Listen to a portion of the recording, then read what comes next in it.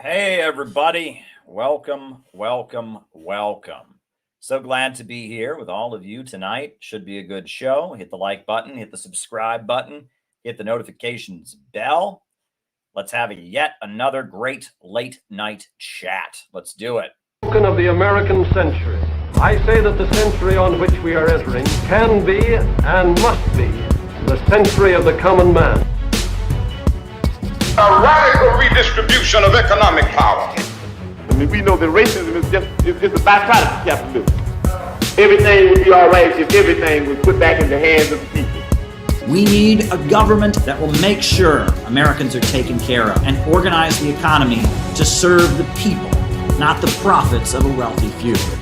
We now have the techniques and the resources to get rid of poverty. We got to start getting out there with the people. Get out of the movement and get to the masses. We need a government of action.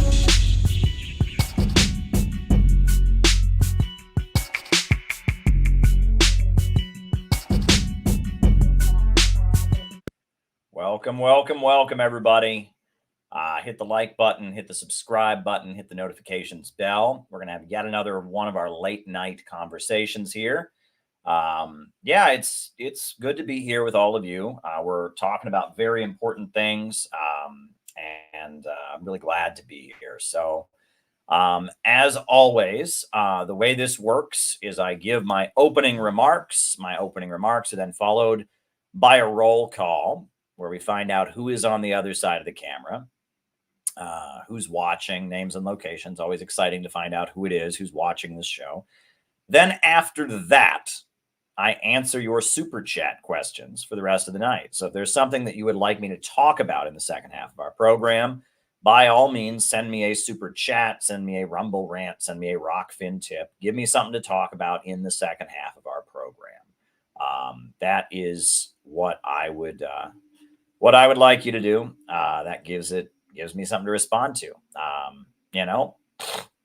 I'm having one of those days. My allergies is really hitting me today. I've been blowing my nose a lot, and but hey, I'm glad to be alive. I'm glad to be an anti-imperialist. I'm glad to be part of a real movement that is striving to build a whole new America. And so we're going to have a conversation here. So a couple announcements. This book is kicking ass. So we are not only number one new release in the category of War and Peace, right? We are also the number one new release in the category of Yemen and the history of Yemen. And we are number three.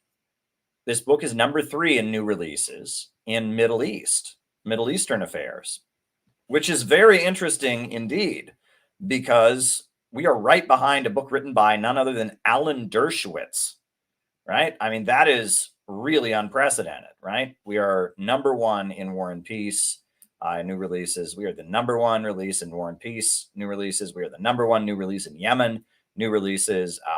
And we are also number three in new releases in Middle East books, Middle Eastern politics. And in that category, we are right behind a book written by Alan Dershowitz.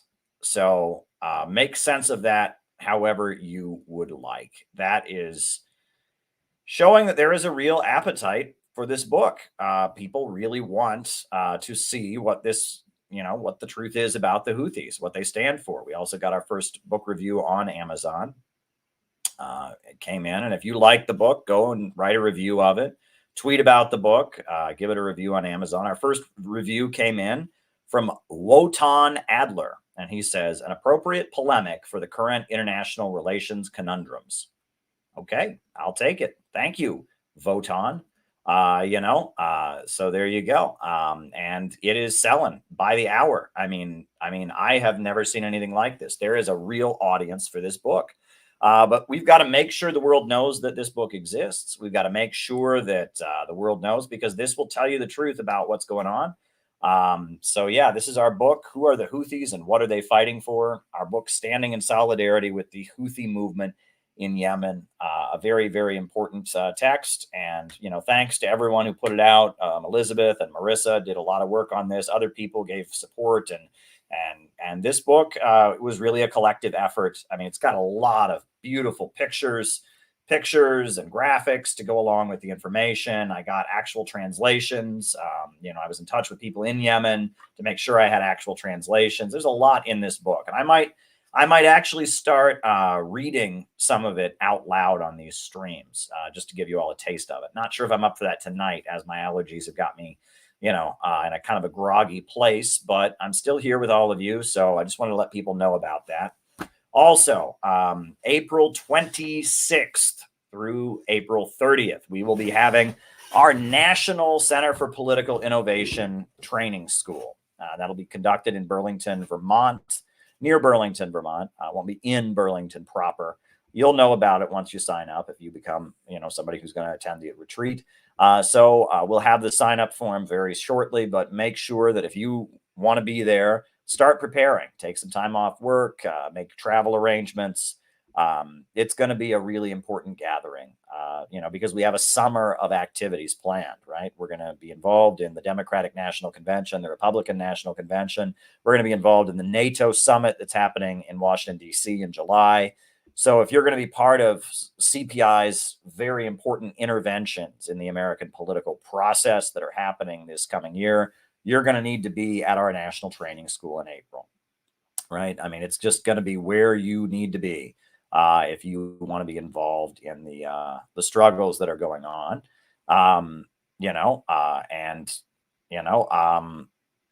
it's where you want to be. Right? It's where you need to be. So if you want to be involved in real activism, doing real stuff, I would encourage you to attend the National Training School that the Center for Political Innovation is having coming up April 26th through April 30th. And I just always like to include this as a little bit of a joke, but back in the days of the civil rights movement, the Southern racists who did not like Dr. Martin Luther King Jr. found a photo of Dr. Martin Luther King that they thought was very, very incriminating, right? I'll put it on the screen, right? Very famous. This is Martin Luther King Jr. at Communist Training School. So you should come to our Communist Training School that we're having, because Dr. Martin Luther King Jr. also attended a communist training school. So who's to say that you can't be great, right? I mean, if you want to be like Dr. Martin Luther King Jr., if you want to be like somebody who has a national holiday named after him, made a great contribution to the struggle for civil rights, why, you ought to come to our communist training school. Martin Luther King Jr. went to a communist training school. You should too. I think this is a great poster. Martin Luther King Jr. at communist training school. MLK was based, and you can be too. So attend our communist training school. This is a reason to attend, right? We're having a communist training school. Martin Luther King Jr. went to a communist training school. We even have photographic evidence, thanks to the Southern segregationists and racists who didn't like him. So come to our national training school, April 26th through 30th. All right. Very good, everybody. So as I said before, hit the like button, hit the subscribe button, hit the notifications bell. If you've got something you want me to respond to or address in the second half of our show, by all means, send me a super chat like Battle Cossack just did, a question about Brezhnev and stuff like that. That's great. I'll answer it in the second half of the show. If you're on Rumble, you can send in a Rumble rant. If you're on Rockfin, you can send in a Rockfin tip. But give me something to talk about in the second half of our program. Get me talking. That is my request. Give me something to talk about in the second half of our show. It is you all that make the second half of the show happen. So use your powers responsibly. Get me talking in the second half of our show. So our news story, I'm just going to jump into my opening remarks now. I don't know if you heard, but the Speaker of the House, Nancy Pelosi, I don't think she's Speaker of the House anymore. I think she stepped down, right? If I'm not mistaken, right? She's still a U.S. representative, but she has retired from being Speaker of the House, right? Oh no, she stepped down from the House of Representatives. She's no longer in Congress, right? She did step down finally, but she, was Speaker of the House and was a prominent member of the Democratic Party, prominent leader of the Democratic Party in Congress. She had a meltdown at some I don't know what you're going to call it, at some pro-Palestine activists that she then doubled down on in remarks that she made on CNN. So this is the first thing that happened. Members of Code Pink, the activist group, were protesting against Nancy Pelosi, and this is what happened. You know it was an inside job. You know it was an inside job. Most of your constituents walk beside you. Stop the genocide. Stop the Holocaust. So they're saying stop the genocide, stop the Holocaust. They're talking about the need to stop the murder of the Palestinians, stop the bombing of Gaza, as Nancy Pelosi is getting into her vehicle. The Democrats want the ceasefire. The Democrats want the ceasefire. And they're pointing out what is true, that the majority of Democratic voters want a ceasefire in Gaza. The Democrats want the ceasefire. I have no connection with China. The Democrats want the ceasefire. The Democrats want the ceasefire. The Democrats. She said, go back to China where your headquarters is, which is not proper English, right? Let's play that again.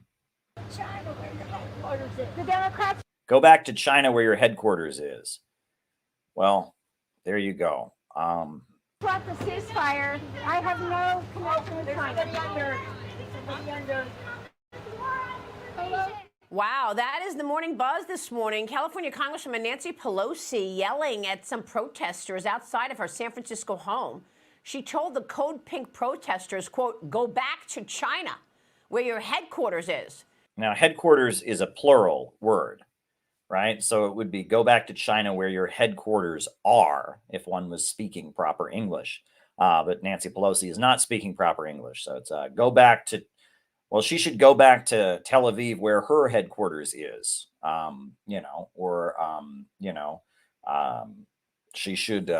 she should go back to the various Israeli lobbies where her financial support is. I don't know. I mean, this is just, that's the first clip, right? Nancy Pelosi said to Code Pink they should go back to China where their headquarters is, right? So that was the first clip. But then it got better because she was on the CNN Sunday morning talk show, State of the Union. And here's what she said. Disrupt our very... I'm not suggesting that they're going to go vote for Donald Trump, given the fact that we have seen protesters over and over and over at his events. How concerned are you that people, young people, Arab Americans, progressives, I'm not suggesting that they're going to go vote for Donald Trump, but how concerned are you that they might just stay home? Well, let me just say this, because I've been the recipient of their, she almost said victim, right? And then she said recipient, but she almost described herself as the victim of protesters. Mind you, no one has assaulted her. No one has attacked her. No one has physically harmed her in any way. Okay. She just, people have come to her events and urged her to stop the bombing of Gaza. Right. And she almost described herself as a victim. It's kind of like AOC, who says that words are actual violence. Right. I mean, she almost said she was the victim. Now she stopped and she said the recipient, but she literally almost described herself as a victim. So let's just continue. They'll vote for Donald Trump. But how concerned are you that they might just stay home? Well, let me just say this, because I've been the recipient of their, shall we say, exuberances in this regard as recently as in Seattle on Thursday, unfortunately, wanted to disrupt our very exciting Democratic meeting there. They're in front of me. Oh, I'm sure it was really exciting. Nancy, I'm sure it was about as exciting as Bridge Night at the Elks Club. I mean, it was you and old Joe and oh man, it was a very exciting meeting. I mean, you should thank the Democratic Party members who went and protested and disrupted it, because that's probably the most interesting thing that happened there. Good night. I mean, our political elite in the United States is so old and so damn boring. I mean, my God. And she said it was a very exciting meeting. If it wasn't for the protesters, it probably wouldn't have been very exciting. I'll just tell you that much. On Thursday, unfortunately, to disrupt our very exciting Democratic meeting there. They're in front of my house all the time. So I have a feeling for what feelings they have. But we have to think about what we're doing. And we have to think about what we're doing. Well, right now you're enabling the mass murder of all kinds of Palestinian children. The whole world is saying they want a ceasefire, and you're getting in the way of that. So think about that, right? There are children dying around the clock, and the U.S. government is going out of its way to protect Israel, to make sure that no one criticizes Israel. They've now cut funding to the United Nations Relief Works Agency because they want to make sure that that no aid gets to the Palestinians. I mean, this is ridiculous. So think about what we're doing. Yes, think about it. And if you have a conscience, stop what you're doing. what we have to do is try to stop the suffering in Gaza. This is easy. Declare a ceasefire. Women and children, people who don't have a place to go. So let's address that. Yeah, let's address it. 25,000 people are dead. How many more need to die before enough is enough? Right? October 7th, they say something like 1,200 Israelis were killed. We understand many of them were not civilians, though. Many of them were police. We also understand it's very likely that the Israeli military killed a lot of them. We also understand that the stories about rape, have been widely debunked. There was not rape being carried out by the Palestinians. But, if you're going to do an eye for an eye, I mean, this is not an eye for an eye. This is 25,000 plus dead. People are dying around the clock. And you're enabling it, Nancy. And people are mad at you about it. And you're a victim. You almost said you're a victim of people being mad at you about children getting their arms and legs blown off, about children being operated on without anesthetic. I mean, this is insanity. I mean, the horror of what's going on in Gaza is absolutely unconscionable. And she's here talking. She almost describes herself as a victim because people protested her. And she's saying, oh, yeah, well, we need to help the people in Gaza. Then stop the bombing. Stop covering for Israel. Children, people who don't have a place to go. So let's address that. But for them to call for a ceasefire is Mr. Putin's message. Mr. Putin's message. I mean, does Russia want a ceasefire? Yeah. But it's also Mr. Xi in China's message. It's also the entire Muslim world's message. It's Turkey's message. It's Saudi Arabia's message. It's Jordan's message. It's Qatar's message. It's India's message. It's the entire African continent's message. It's all of South America's message. It's all of, it's the Korean Peninsula, both sides' message. I don't know. It's the message of the vast majority of Democrats in her own party. She's saying it's Mr. Putin's message. You do realize this isn't just an issue that the anti-imperialist camp is calling for. It is an issue that the entire world outside of the so-called West, outside of Britain, France, and the United States and Germany, everyone else in the world is calling for a ceasefire in Gaza right now. So it's not just Mr. Putin's message. Russia is on the right side of this, but the overwhelming majority of humanity is on the right side of this. It's not just Mr. Putin's message. I mean, this is absolutely ridiculous. I don't have a place to go, so let's address that. But for them to call for a ceasefire is Mr. Putin's message. That's crazy, right? If she was saying, referring to people who support Russia's intervention in Ukraine or something, she might be able to say, oh, yes, they're lined up with Putin. But it's a lot more than just Putin's message. It's the message of the entire world. This is the global majority position, right? It's not just Putin's position. Mr. Putin's message. Make no mistake, this is directly connected to what he would like to see. Same thing. Russia has diplomatic relations with Israel. With Ukraine. It's about Putin's message. How is it same thing with Ukraine? I do not understand what she's talking about here. I think some of these protesters are spontaneous and organic and sincere. Some, I think, are connected to Russia. And I say that having looked at this for a long time now, as you know. You think some of these... So some of these protesters are connected to Russia. How? I mean, that's quite an allegation to make. How are they connected to Russia? I'm curious to hear about this. How are they connected to Russia? Right? How is the Council of American Islamic Relations connected to Russia? How is the Party of Socialism and Liberation that, Brian Becker quit Sputnik News and has viciously gone out of his way to harass and target and demonize people who associate with Russian media, has just spit in the face of Russian associates, is neutral in Ukraine. How is the PSL connected to Russia? They're not connected to Russia, right? They're anti-Russian, basically. I mean, they're on the side of the U.S. imperialists. How is this connected to Russia, right? This is ridiculous. This is absolutely ridiculous what she's saying here. Spontaneous and organic and sincere. Some, I think, are connected to Russia, and I say that. Here's another thing. Couldn't someone be spontaneous, organic, and sincere and connected to Russia? Right? I mean, I'm just throwing this out there, right? Is it possible that there could be somebody who genuinely in their heart believes that the Palestinians shouldn't be murdered, and also genuinely in their heart believes that Russia is doing the right thing in Ukraine? I mean, is it possible? I mean, why is there this false dichotomy between being quote unquote connected to Russia and being sincere or genuine? Why is it that anyone who's connected to Russia in any way, it's assumed is, I mean, do you really think there are people out there who support Israel who are saying, well, I'm getting money from Putin, I better pretend I don't support Israel to collect my check? I don't think, I really doubt that. I really, really doubt that there are people protesting right now for Palestine who support Israel, but they want to get paid by Russia, so they're going out and pretending to not support Israel. You're saying that the people that are supposedly connected to Russia, you're claiming, are the people who are connected to Russia are protesting.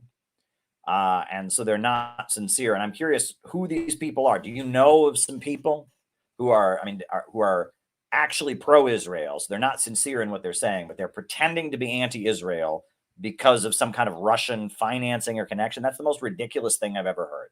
That is completely and utterly ridiculous, right? I mean, even if you can point out that some of these protesters have gone on Russian media, or some of these protesters make pro-Russian statements or have been to Russia, the idea that anyone's out there not sincere just because of a tie to Russia, that is absolutely ridiculous. Having looked at this for a long time now, as you know. You think some of these protests are Russian plants? I say they're plants. Russian plants, really, right? There's people that wouldn't protest. There's people that wouldn't support the Palestinians, that would have been totally fine with Israel bombing Gaza. And then they said, oh, we can make a deal with the Russians. They changed their position. That's never happened. That has never happened. Financing should be investigated. And I want to ask the FBI to investigate that. But apart from that, let's just say it's all spontaneous and sincere. It should be investigated.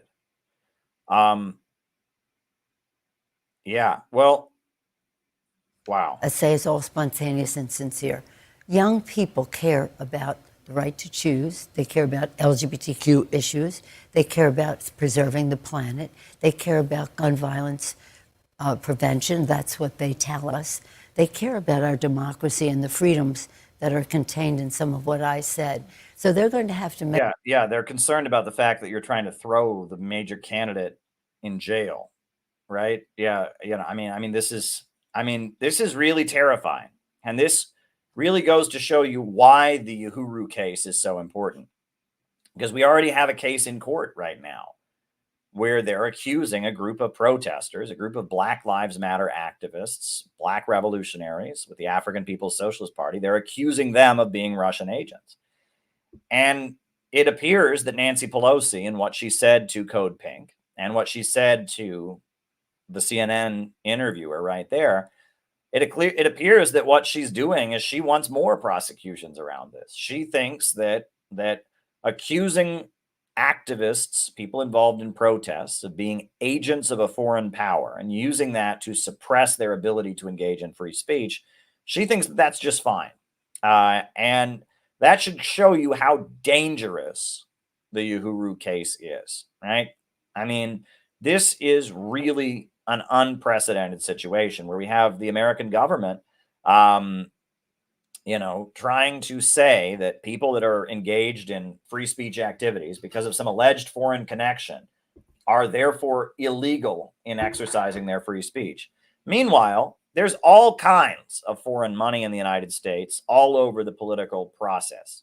The American-Israeli Political Action Conference, AIPAC, is completely funded by a foreign power. They have pushed legislation in the United States to make it a crime to work, to not, to boycott Israel. They've gone out of their way. A number of states have passed laws that say in order to work for that state, you can't boycott Israel. There all kinds of governments have all kinds of influence. At one point, Fox News was partially owned by Saudi Arabia, right? Saudi Arabia was a partial owner of Fox News at one point. There is all kinds of foreign media in the United States. This is ridiculous, but they only want to single out people from anti-imperialist countries, and they want to criminalize certain speech. And that is extremely dangerous. It's extremely dangerous. And the Uhuru movement, they're going to have a pretrial hearing coming up. They're expecting that their trial will begin at some point in April. This is a very, very serious situation.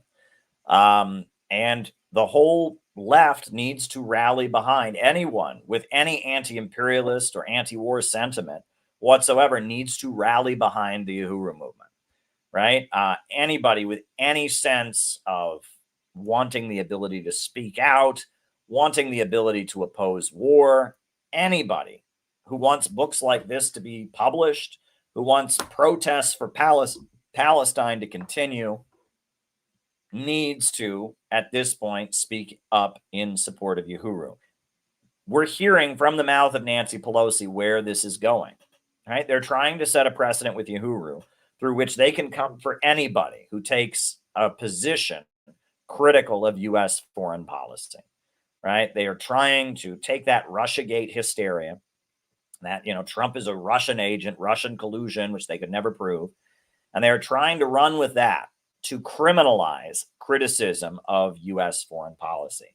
And that is extremely dangerous, extremely dangerous. And if people don't realize how dangerous that is, they should, right? They want to take us back to the McCarthy years, the Smith Act of 1948, where the National Board of the Communist Party was thrown in federal prison for nothing other than being communists. Here, I'll pull up an old newsreel from 1948, Smith Act, National Board, right? At one point in this country, yes, they did just criminalize, certain speech. But they got past that, right? Things changed, right?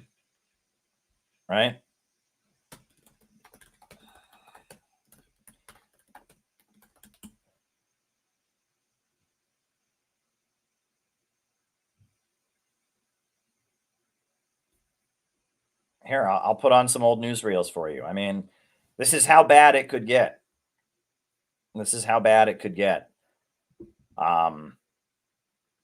People don't seem to realize what they're dealing with. This is very, very dangerous stuff. Very dangerous indeed. They're trying to criminalize anti-imperialist speech.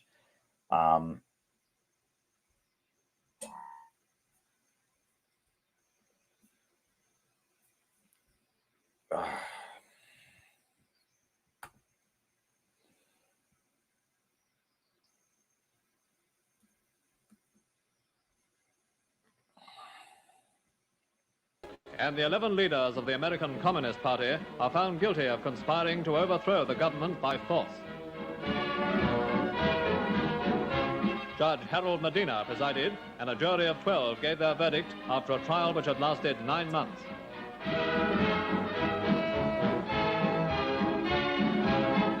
So the Red leaders are removed from the federal courthouse to await sentence. The sequel to a trial reflecting the nation's resolve to put down subversive activities within the borders of the USA.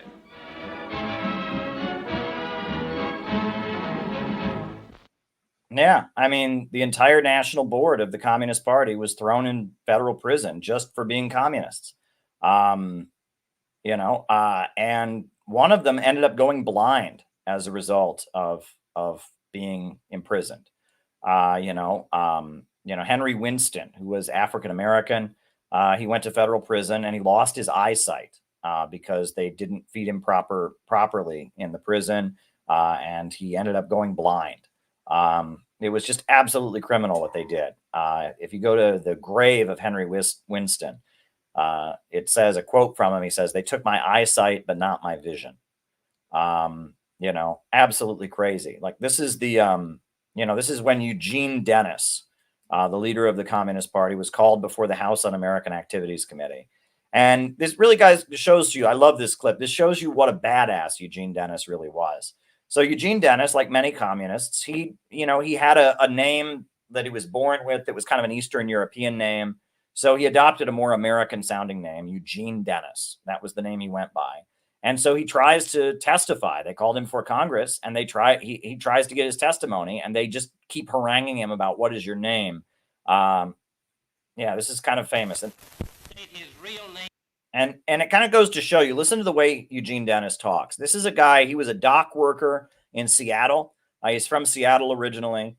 He was a dock worker, and he knew how to organize people. He was a working class organizer, a dock worker, a former wobbly, and he was a leader of the National Board of the Communist Party. Listen to this interrogation before the House Un-American Activities Committee. For the record, you can identify me as Eugene Dennis.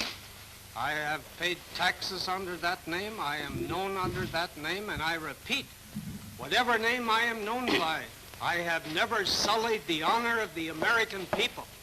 Mr. Chairman, it's necessary that the witness state his real name. Mr. Chairman, the underling of this secretary does not dictate what I say or don't say. I am under oath, and I am going to give the truthful answers to all questions. Well, I contend, Mr. Chairman, that the committee cannot proceed. Mr. Chairman, I object. This is name. Irrelevant. Mr. Dennis, you asked to be invited, and you asked That's for right. 2 hours. Now we're going to give you 2 hours. Thank you. But first, we would like to identify you, Yes. the same as we've identified the other witnesses. I may be identified as Eugene Dennis. Well, first, Mr. Chairman, he must state his name before we can proceed. I am Eugene Dennis. I am known as Eugene Dennis. I pay taxes under the name of Eugene Dennis. Mr. Chairman. Passport in the name of Eugene Dennis? That question, Mr. Thomas, is quite beside the point. Quite beside the point. I came here to present testimony. May I be privileged to present my testimony? Every opportunity for those 2 hours. Yeah. We have to sit here all day. Okay. We'd like to identify you first. I don't think the witness's testimony should be predicated upon whether he answers that question. He must first identify himself. Who are you, please? I am the chief investigator of the committee, Robert E. Stripling. Oh, I see. You're a member of the old Dice Committee. That's right. What is your name, Mr. Dennis? I am Eugene Dennis. Mr. Chairman, the committee has considerable testimony before it concerning the name under which Mr. Dennis was born, and we would therefore request that he give his right name. All right, Mr. Chairman, let me answer. The color of my hair is gray. The color of my eyes are blue. I'm in my early 40s, and the color of my hair and my eyes. I insist on submitting this into the record. You accept this as testimony before the committee? Mr. Thomas, on behalf of the American people, I hold this committee in contempt and of support of the American people. I don't know who the hell you are. Give us to my counsel over here. Carrying off the record, it's surely being presented with a subpoena. Doesn't recognize us. It's a subpoena.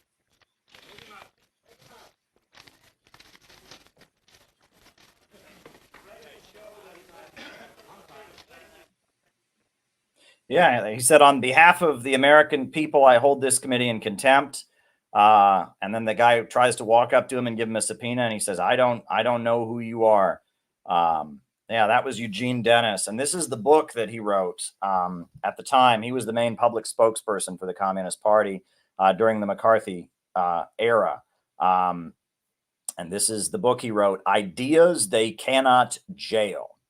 which is a very good book. You can read the various statements he made explaining why the Communist Party had never advocated the violent overthrow of the government, why the Communist Party was being persecuted.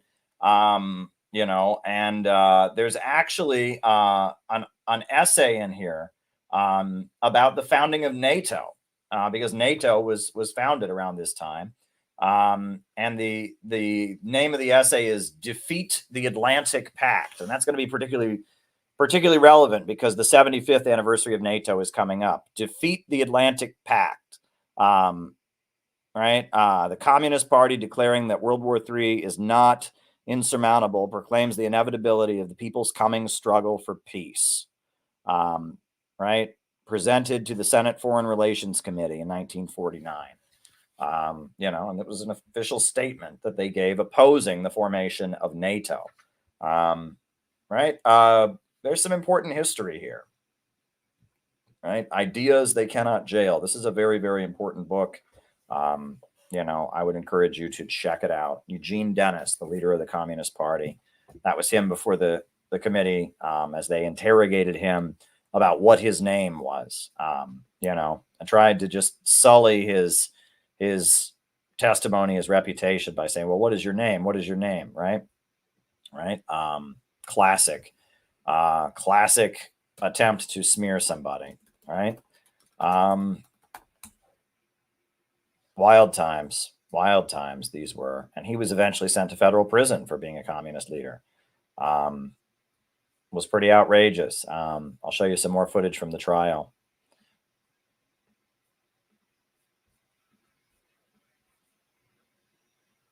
But thank you to our communist forefathers and foremothers. Yeah. Indeed. We've been through this before. We've been through the criminalization of anti-imperialist speech. What disturbs me is I guess we're seeing that there is no anti-imperialism left in the left, right? The way the left has abandoned the Uhuru movement and left them out to dry. The way the left is not rallying in opposition to these kind of statements, right? Nancy Pelosi is basically trying to criminalize pro-Palestine protests at this point, and the way that there doesn't seem to be any opposition to that. There's no outrage, right? The left is more concerned about Nazbols and accusing people of being neo-Nazis than it is about. There we go.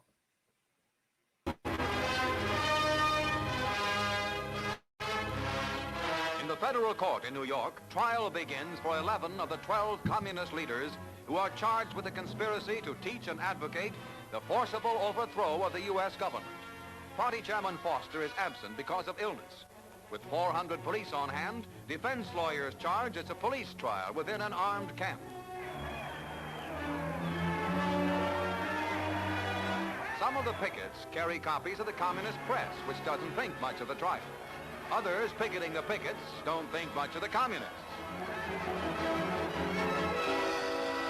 As the trial begins, none could say that freedom of speech was being denied inside the courthouse or out. Yeah, that was.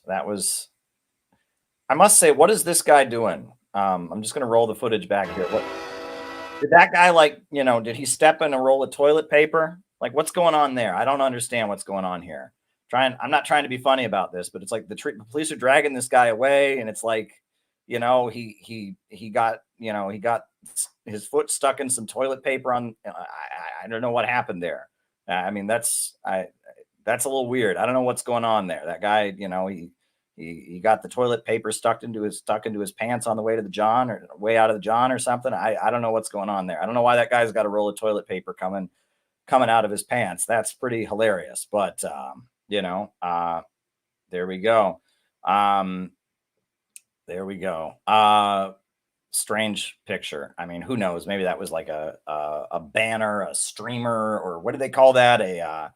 Something that was part of the protest decorations or something. But but yeah, I just every so often you'll see like an old clip, and you'll just like, wait, what is that? Right? What is that? Like, what was that? Right? So I don't know. I'm thinking too much about it. Right? right? But there you go. There you go. As you can tell, folks, my allergies are kind of zapping my strength here tonight. But I'm doing my best to talk to you all about important things. I was working on the textbook today. I'm writing the second volume of the CPI educational textbook, the second volume, which is focused on the history of communist organizing in the United States, pulling up a lot of source material and quotes. Today I was working on stuff about the new communist movement of the 1970s, which is very interesting.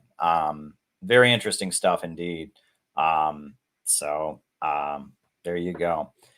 There you go. I don't know if folks are aware of the Greensboro massacre, right? But you know, since we're just kind of talking communist history tonight, as we talk about the Uhuru case and how important it is and the threats to freedom of speech, let's talk about the Greensboro massacre.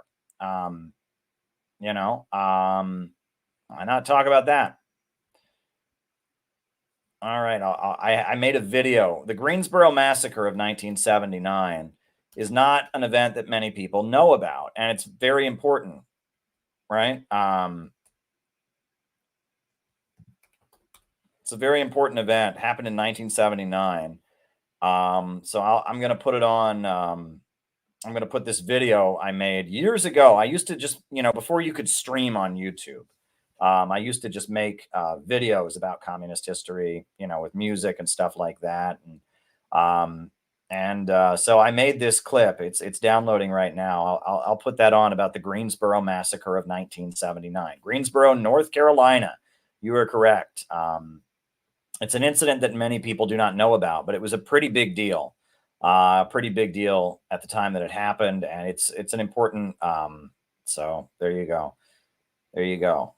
Well, Pranjbot says he's seen people dragging toilet streamers. Well, that guy didn't realize that the communist trial was happening outside, and that his his mistake at the John was going to be put him into the history books, and that now here in the year of 2024, I'm watching a newsreel about the Communist Party's history, and I'm watching him crossing the street with the toilet paper coming out of his pants. I don't know. I don't know what that was. That was a little hilarious.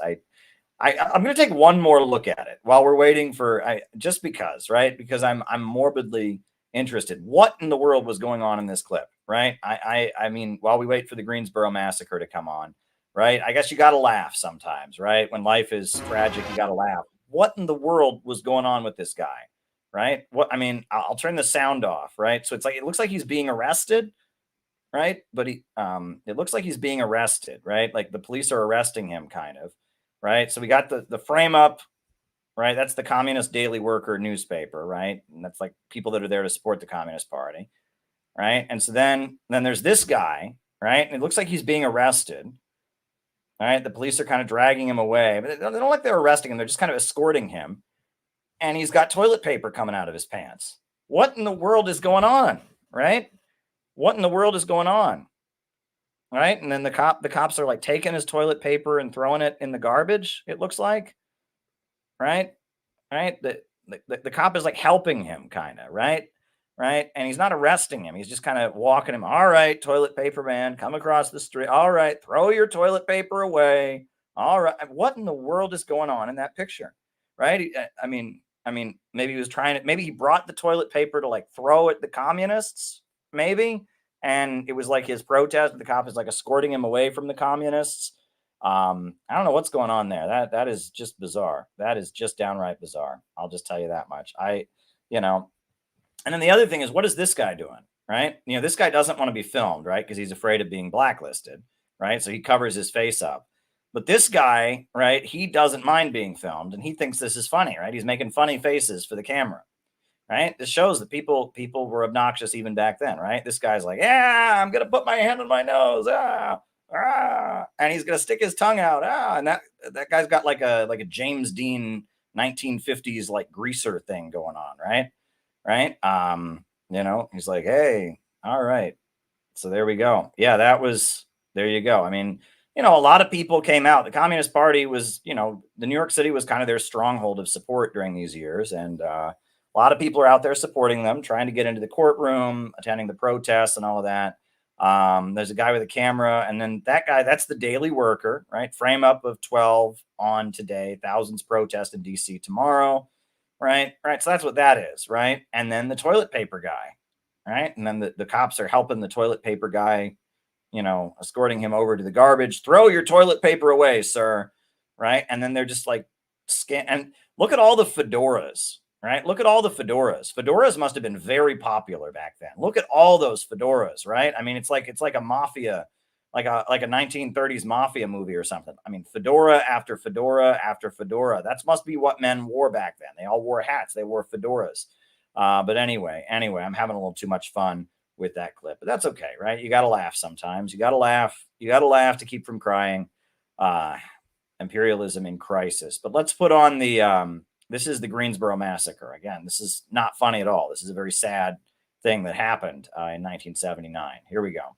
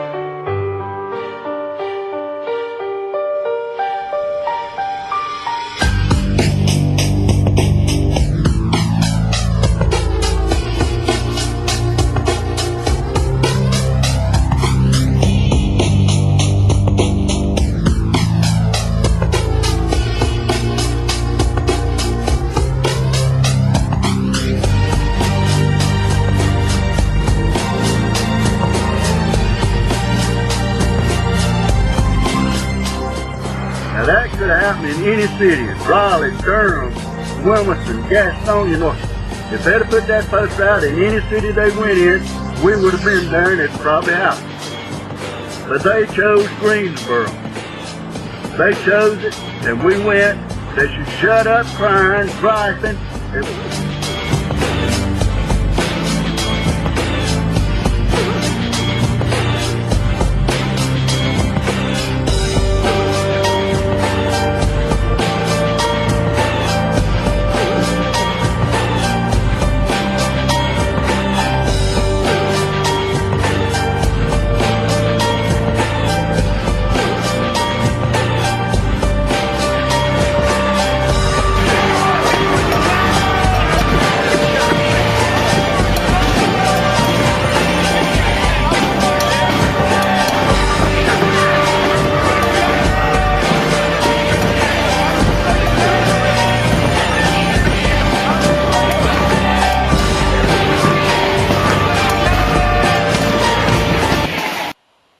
All right, so I want to tell you what really happened, right? So, I mean, that video basically gives you the gist of what happened. But so the Communist Workers' Party was one of the various groups that was formed during the NCM, the New Communist Movement, right? They were one of the groups that was founded, and it was actually was a majority Asian American organization, which is interesting because none of the victims in Greensboro, North Carolina, were Asian Americans, but it was a communist group, the CWP. They were first called the Workers' Viewpoint Organization. They were headed by a guy named Jerry Tung. There had been something called the Asian Study Group, and then he changed it to the Workers' Viewpoint Organization. And then later they became the Communist Workers' Party. They were Maoists. They were aligned with China, and they were a communist organization, and they were having rallies in Greensboro, North Carolina. They were having protests to preach communism in like the downtown area in Greensboro, and the KKK started having protests to counter them. And so it would be like afternoon rush hour in downtown Greensboro when everyone's leaving work, and there would be on one side of the street you'd have the communists, the Communist Workers' Party with their red flags and their pictures of Mao. And on the other side of the street, you'd have guys in sheets screaming N-words and racial offensive stuff. So the Greensboro Communist Workers' Party, they had the idea that they would rally the community against the Klan. And so they had a Death to the Klan rally. They called it Death to the Klan, was the name of their rally, Death to the Klan. And they sent a very provocative letter to the Ku Klux Klan, inviting them to come to the rally, basically saying, we challenge you to show your face. The police made them agree to not bring guns to the rally in order to get their permit.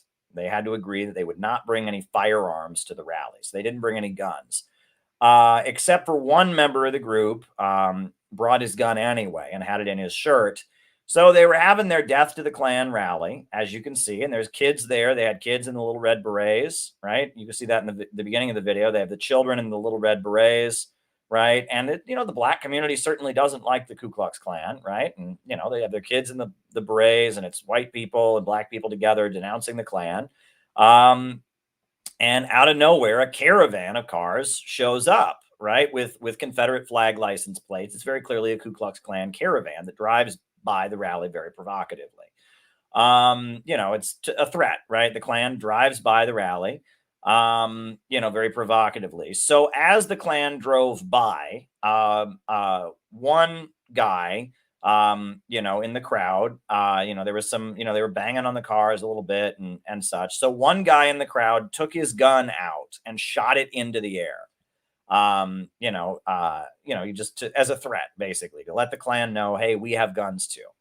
So after the Klan drove past the protesters who were angry at them, right? After that, the Klan stopped their cars and they just got out, and they got out of their cars, and they took their rifles out and they just started shooting everybody, and they just started murdering everybody. And they just started shooting various communists and just shooting at them. And they ended up killing 5 people. It was cold-blooded murder, right? Look, it's just blatant, right? One guy in the crowd had a gun and shot it over his head. So they all get their rifles out and they just unload on the crowd. But they were found not guilty for reasons of self-defense, right? They said, oh, well, that guy shot his gun into the air, so we felt threatened. But it was later revealed that law enforcement was in on what happened, that all the police were called and told to go off duty. It was basically a government assassination. What's interesting is one of the Nazis, and this is very interesting, one of the Nazis who was in the caravan, who was in the car caravan, went and shot up a Jewish community center in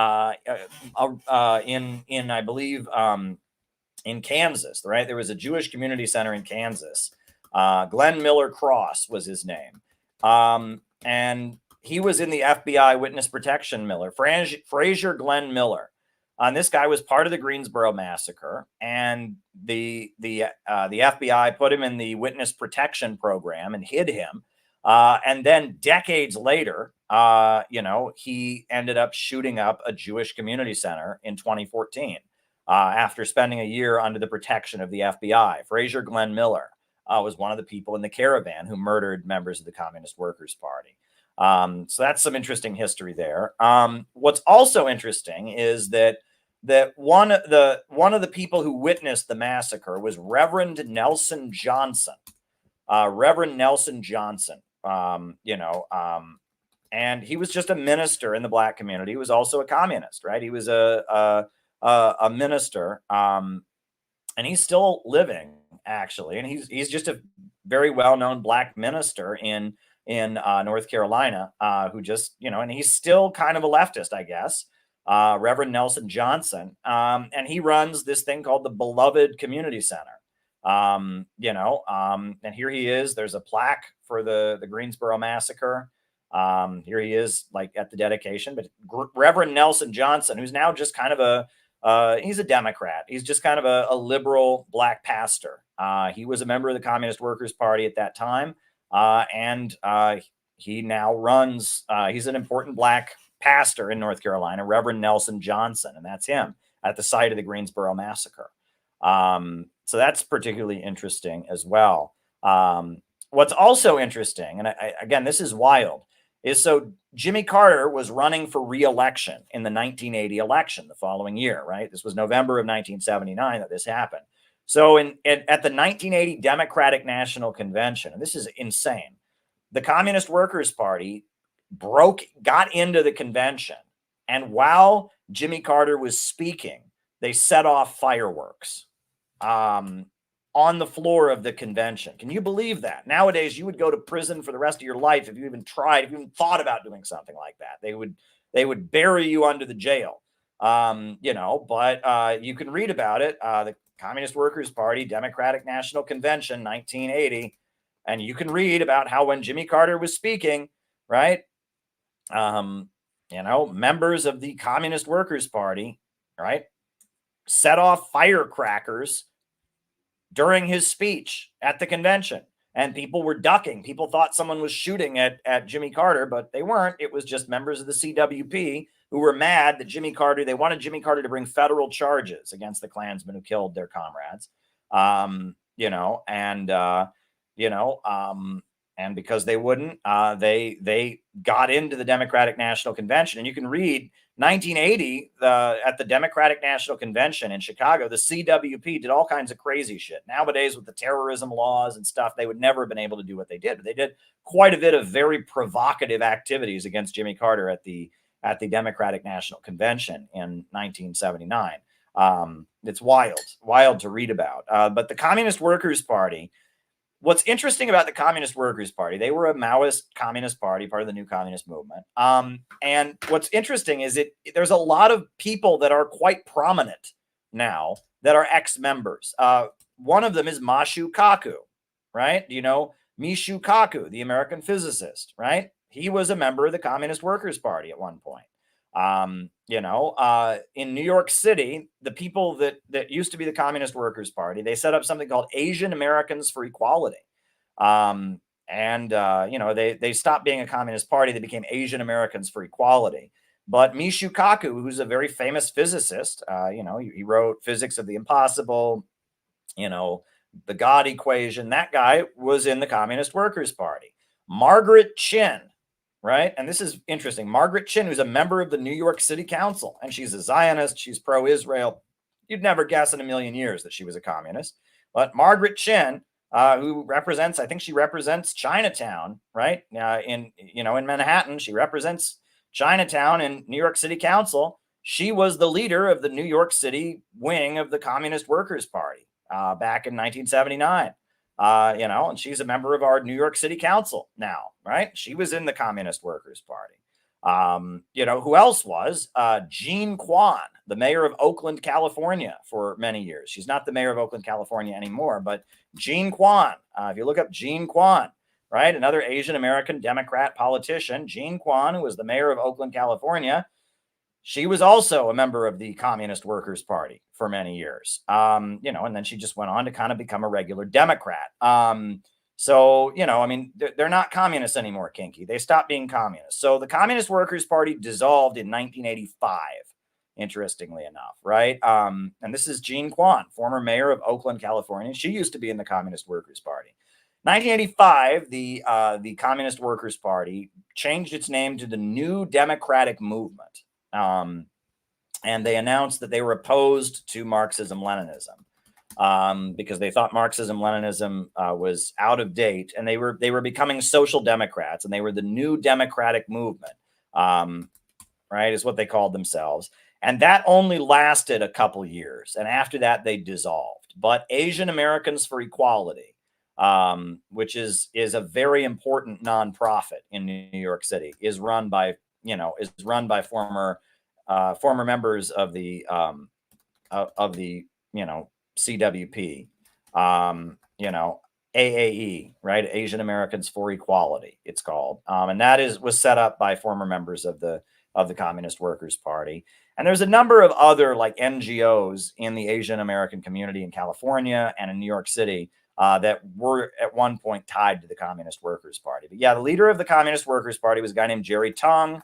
And they were a China-aligned communist party, that was started by this guy, Jerry Tung. And they were a little bit, politics got very confusing because China aligned with the United States. These people had all become communists because they were opposed to the U.S. imperialism, to U.S. foreign policy. This is their founder, Jerry Tung.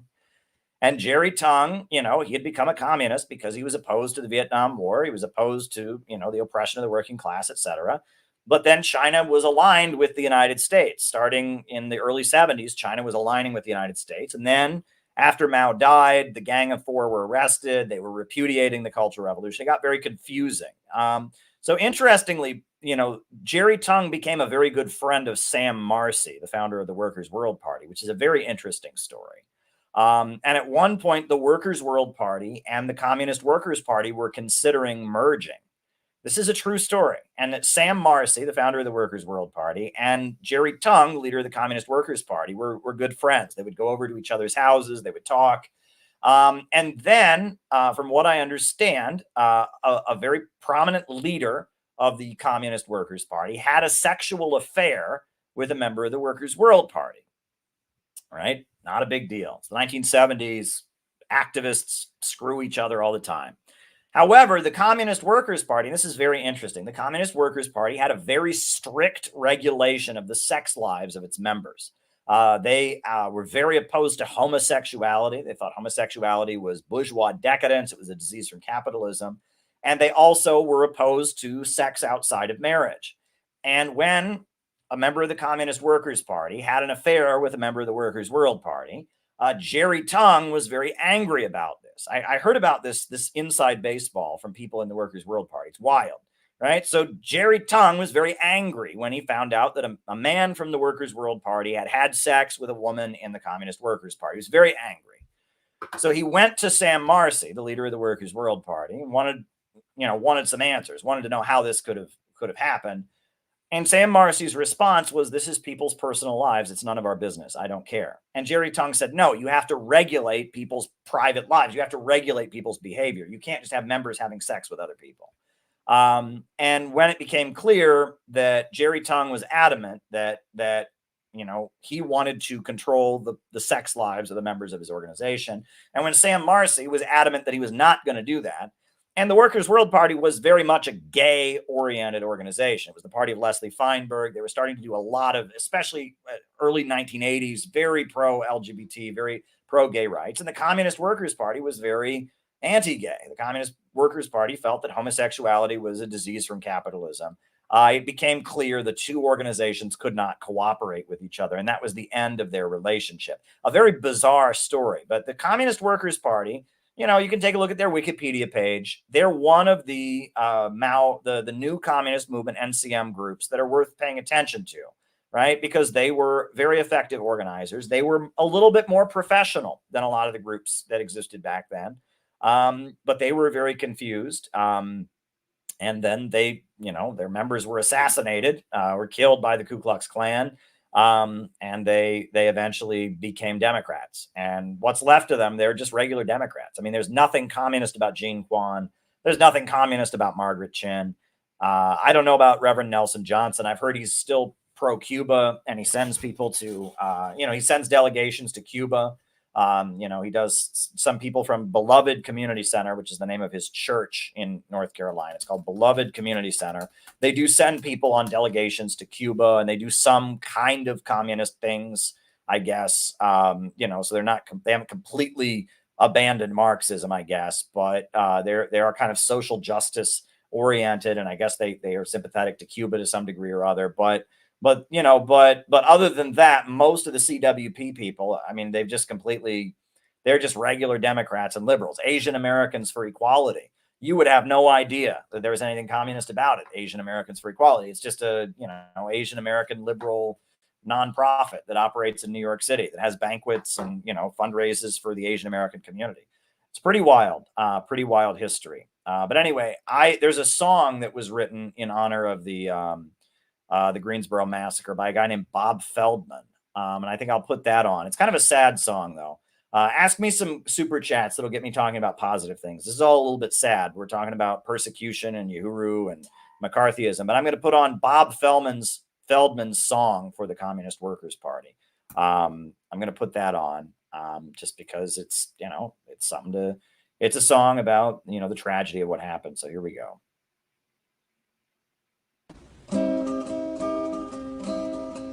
The Klan arrived, the cops moved aside, the sharpshooters aimed their guns. The FBI laughed, the Nazis attacked and shed 5 workers' blood. 5 fighters for freedom now lay dead, slain in Greensboro, their deaths will be avenged.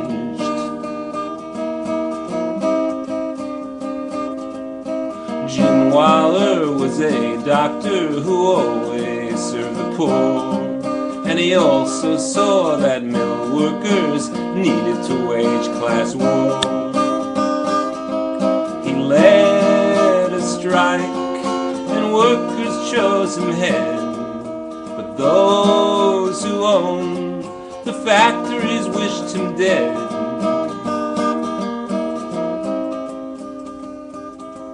And brave Cesar was a fighter inside Duke Hospital.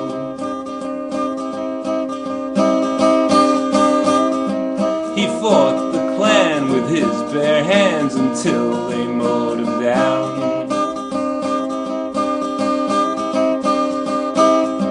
He saw that those who work are still enslaved, and for his thoughts they sent him to an early grave.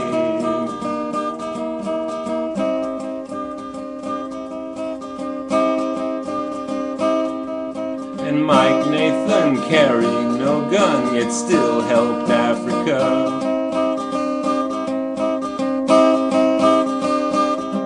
He did not run, but helped the wounded till shot from the Klan car.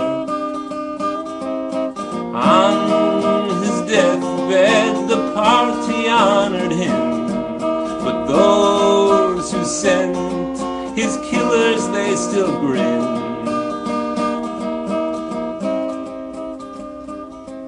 And Bill Sampson did not give in and fired in self-defense. And as he died, he said, keep on firing, as the bullets took effect.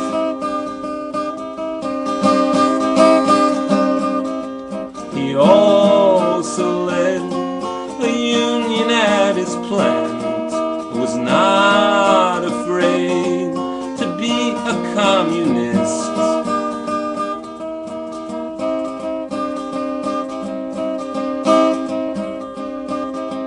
And Sandy Smith, she knew racists all wished to see her dead. She saved children and took a gun to make sure the Nazis fled. They shot her down like many women before. The government killed her 'cause she was a fighter.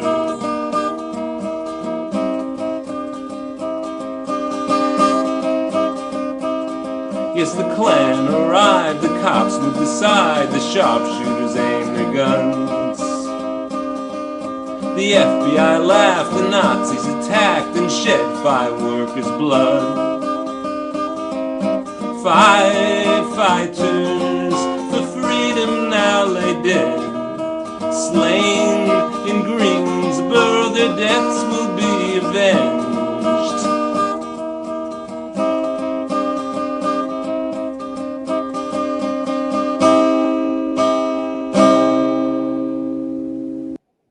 Yeah, it's a bit sad, but I did actually visit the site of the Greensboro massacre, and I'm going to try to find that photo for you. Actually, I visited the site years ago in 2012. I was in North Carolina for a month, and it wasn't the best month I ever had, but I did get to visit the site of the Greensboro massacre, which was important for me because I'd read so much about those events.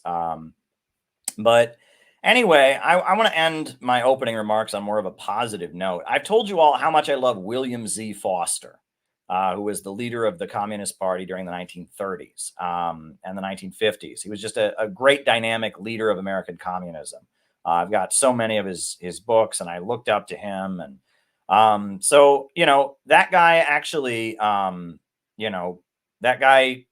you just heard, Bob Feldman, did a song for William Z. Foster. So first, I'm going to put on a clip of William Z. Foster speaking, one of the few recordings you can find. And then from there, I will put on his song for William Z. Foster. Right? So this is William Z. Foster speaking against the Taft-Hartley labor law as the leader of the Communist Party. 50,000 indignant New Yorkers are inside and outside Madison Square Garden in a giant demonstration demanding the veto and defeat of the Taft-Hartley slave labor bill. Ladies and gentlemen, William Z. Foster. The Wall Street monopolists with their Taft-Hartley bill are trying to split and devitalize and hamstring the trade unions. The Taft-Hartley bill, moreover, would drastically limit the workers' right to strike. It would authorize the president to break national strikes. It would permit employers once again to use strike-breaking injunctions. Wall Street, with its fascist-like Taft-Hartley bill, also wants to kill the Communist Party. But they will fail in this as in their other anti-labor objectives. The workers, the American people, need a strong Communist Party, and it will be built despite Wall Street profiteers and exploiters. You have heard William Z. Foster, chairman of the Communist Party, which purchased the foregoing 15 minutes. Yeah, that was William Z. Foster, the great dynamic leader of the Communist Party in its better days. And I guess we'll put on Bob Feldman's song for William Z. Foster, which is more of an upbeat song. So there we go. Here we go. Song for William Z. Foster. My father was a Fenian who fled from British tyranny, and overseas he brought me up to fight for Ireland to be free. I saw the boss's crew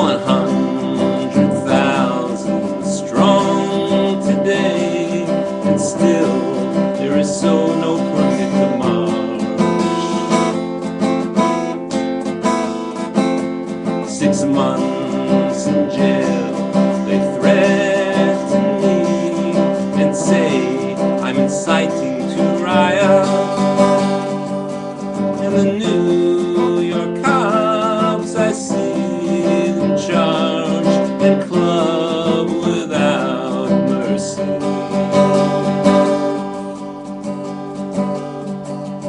But the working class will rise again until we win our victory. William Foster is my name, and I fight with heart and mind. And today we march to City Hall for the rights of the unemployed.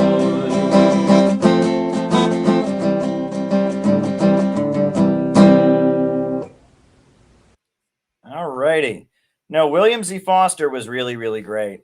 This is probably the best book of his you can find, Twilight of World Capitalism, that he wrote at the end of the Second World War. As the Communist Party was opposing the Cold War, it's really a very great book, and he lays out the understanding of the anti-monopoly coalition, which is a big part of what CPI stands for. But I mean, they had the same understanding in the new communist movement. They called it United Front Against Imperialism. The idea that we need to unify the American people against the big monopolies, and unify all in our country who have to gain by defeating the big corporations, and build an alliance to defeat the power of the military industrial complex and the big corporations.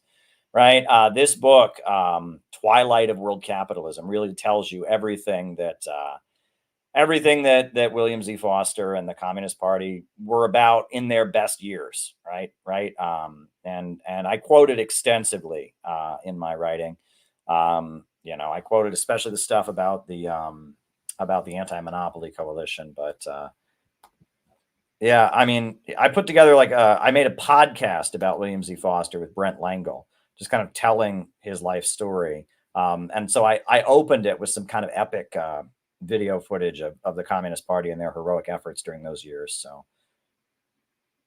50,000 indignant New Yorkers are inside and outside Madison Square Garden in a giant demonstration demanding the veto and defeat of the Taft-Hartley slave labor bill.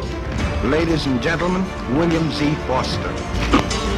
The Wall Street monopolists with their Taft-Hartley bill are trying to split and devitalize and hamstring the trade unions. The Taft-Hartley bill, moreover, would drastically limit the workers' right to strike. It would authorize the president to break national strikes. It would permit employers once again to use strike-breaking injunctions.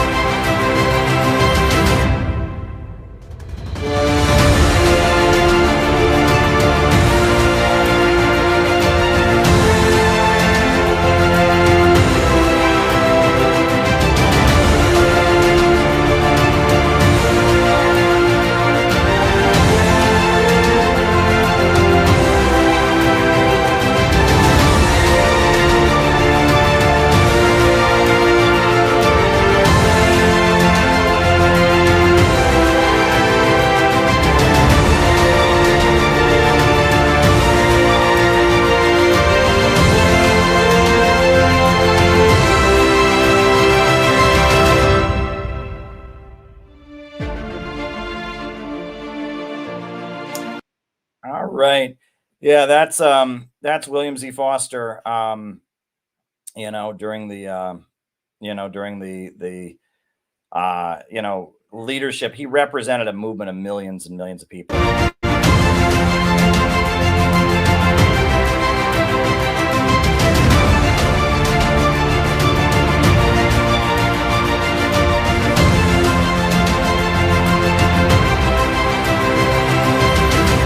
Wall Street, with its fascist-like Taft-Hartley bill, also wants to kill the Communist Party.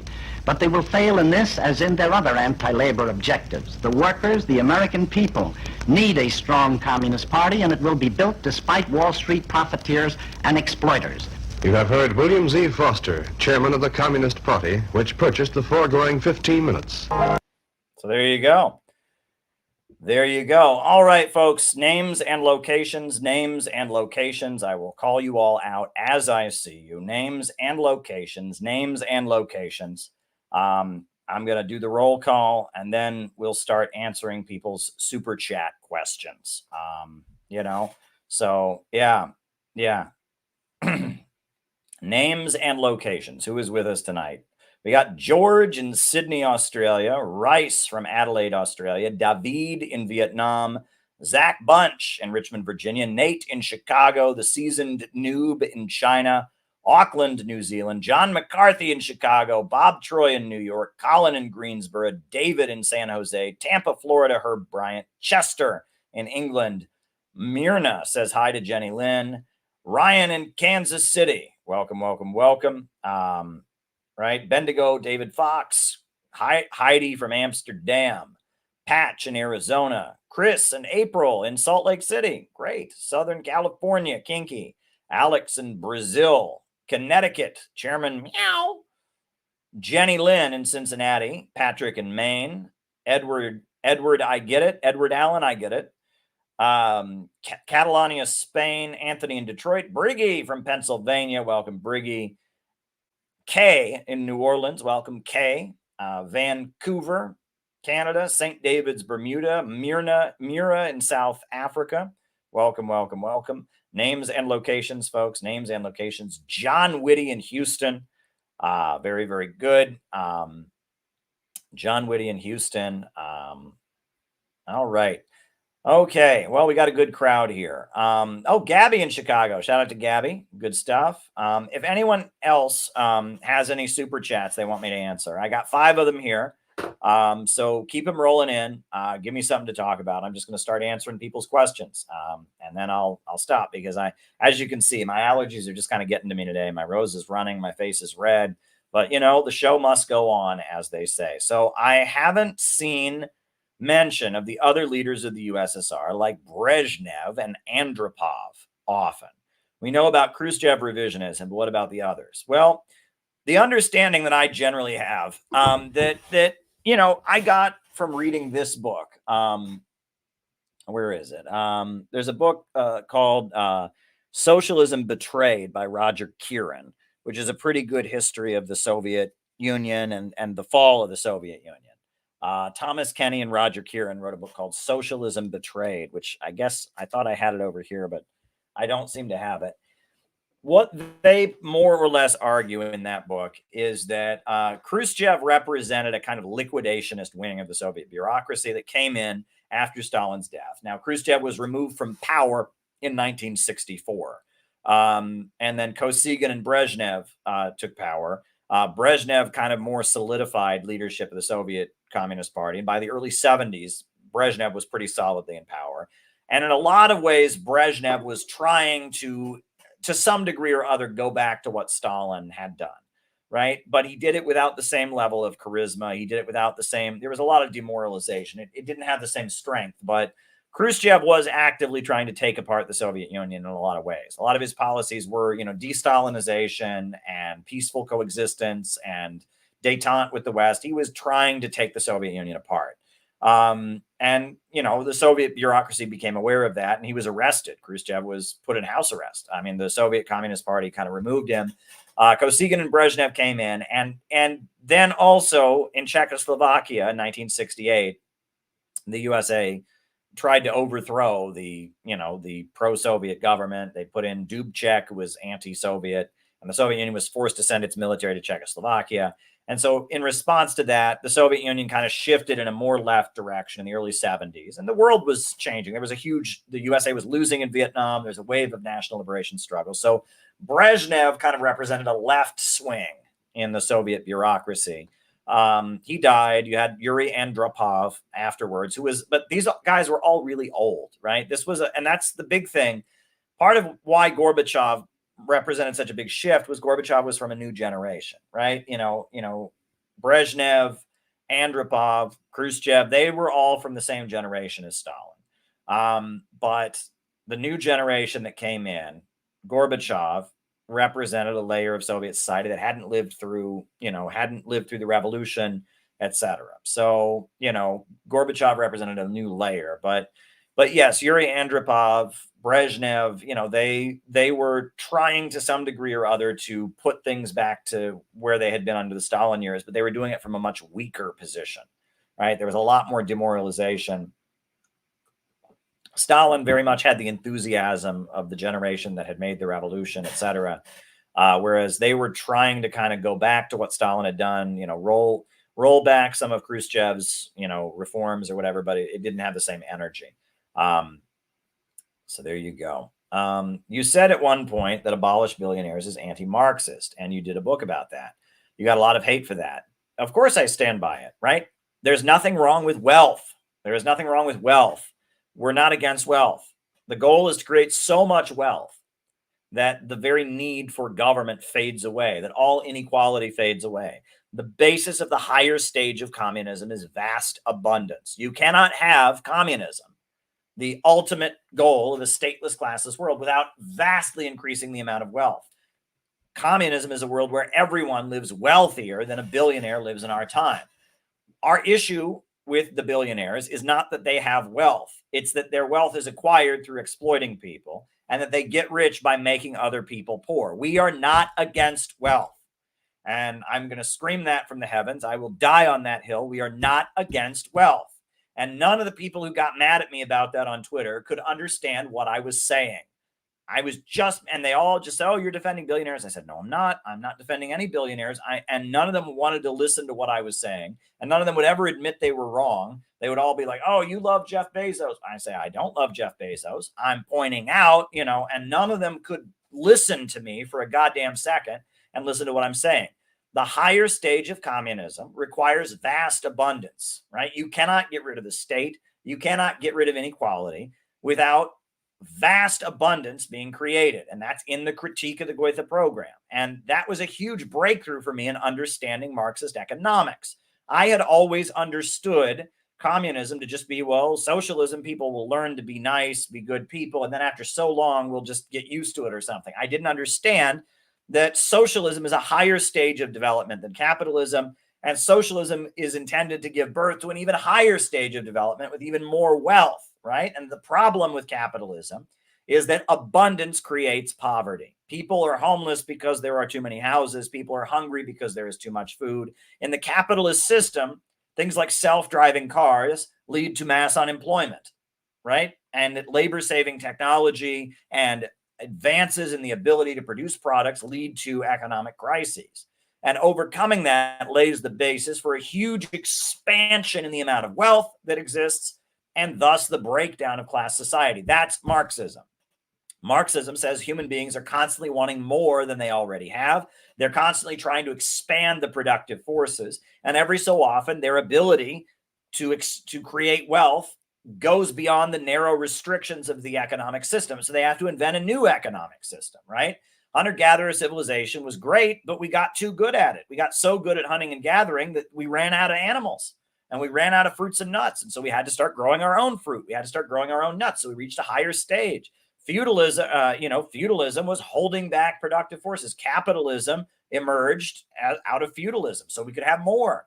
And socialism is about addressing the problem with capitalism, which is that poverty is created by abundance, and it overcomes the problem of overproduction and the tendency of the falling rate of profit. So socialism creates even more wealth, and that leads to a society where we can eventually get to communism, the higher stage of communism, which is based on vast abundance. We are not against wealth. And I've been told all my life, communists want everyone to be poor.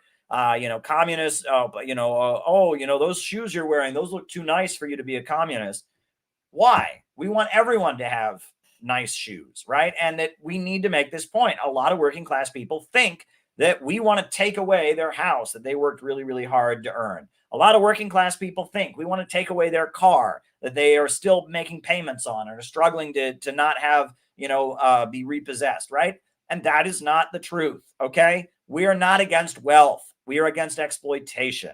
We are against exploitation. We are against the system where profits come before people, where the only way to get rich is by making other people poor. But we're not against wealth. We are not against wealth. We want wealth to expand, right? And that's something that, we are not. People have this caricature in their head of socialists. First of all, they think socialism is redistribution of income, right? It's not. It's a change in property relations. That's the first thing, right? And I'm so tired of this. Margaret Thatcher, right? Socialism doesn't work because you run out of other people's money, right? Because that's all that Mao did when he took power in China, is he took money that was already there and redistributed it. No, right? Oh, that's what Stalin did in Russia, right? There was money that was already there and he moved it around. No, it's a change in property relations so you can rationally organize the economy so you can have growth, right?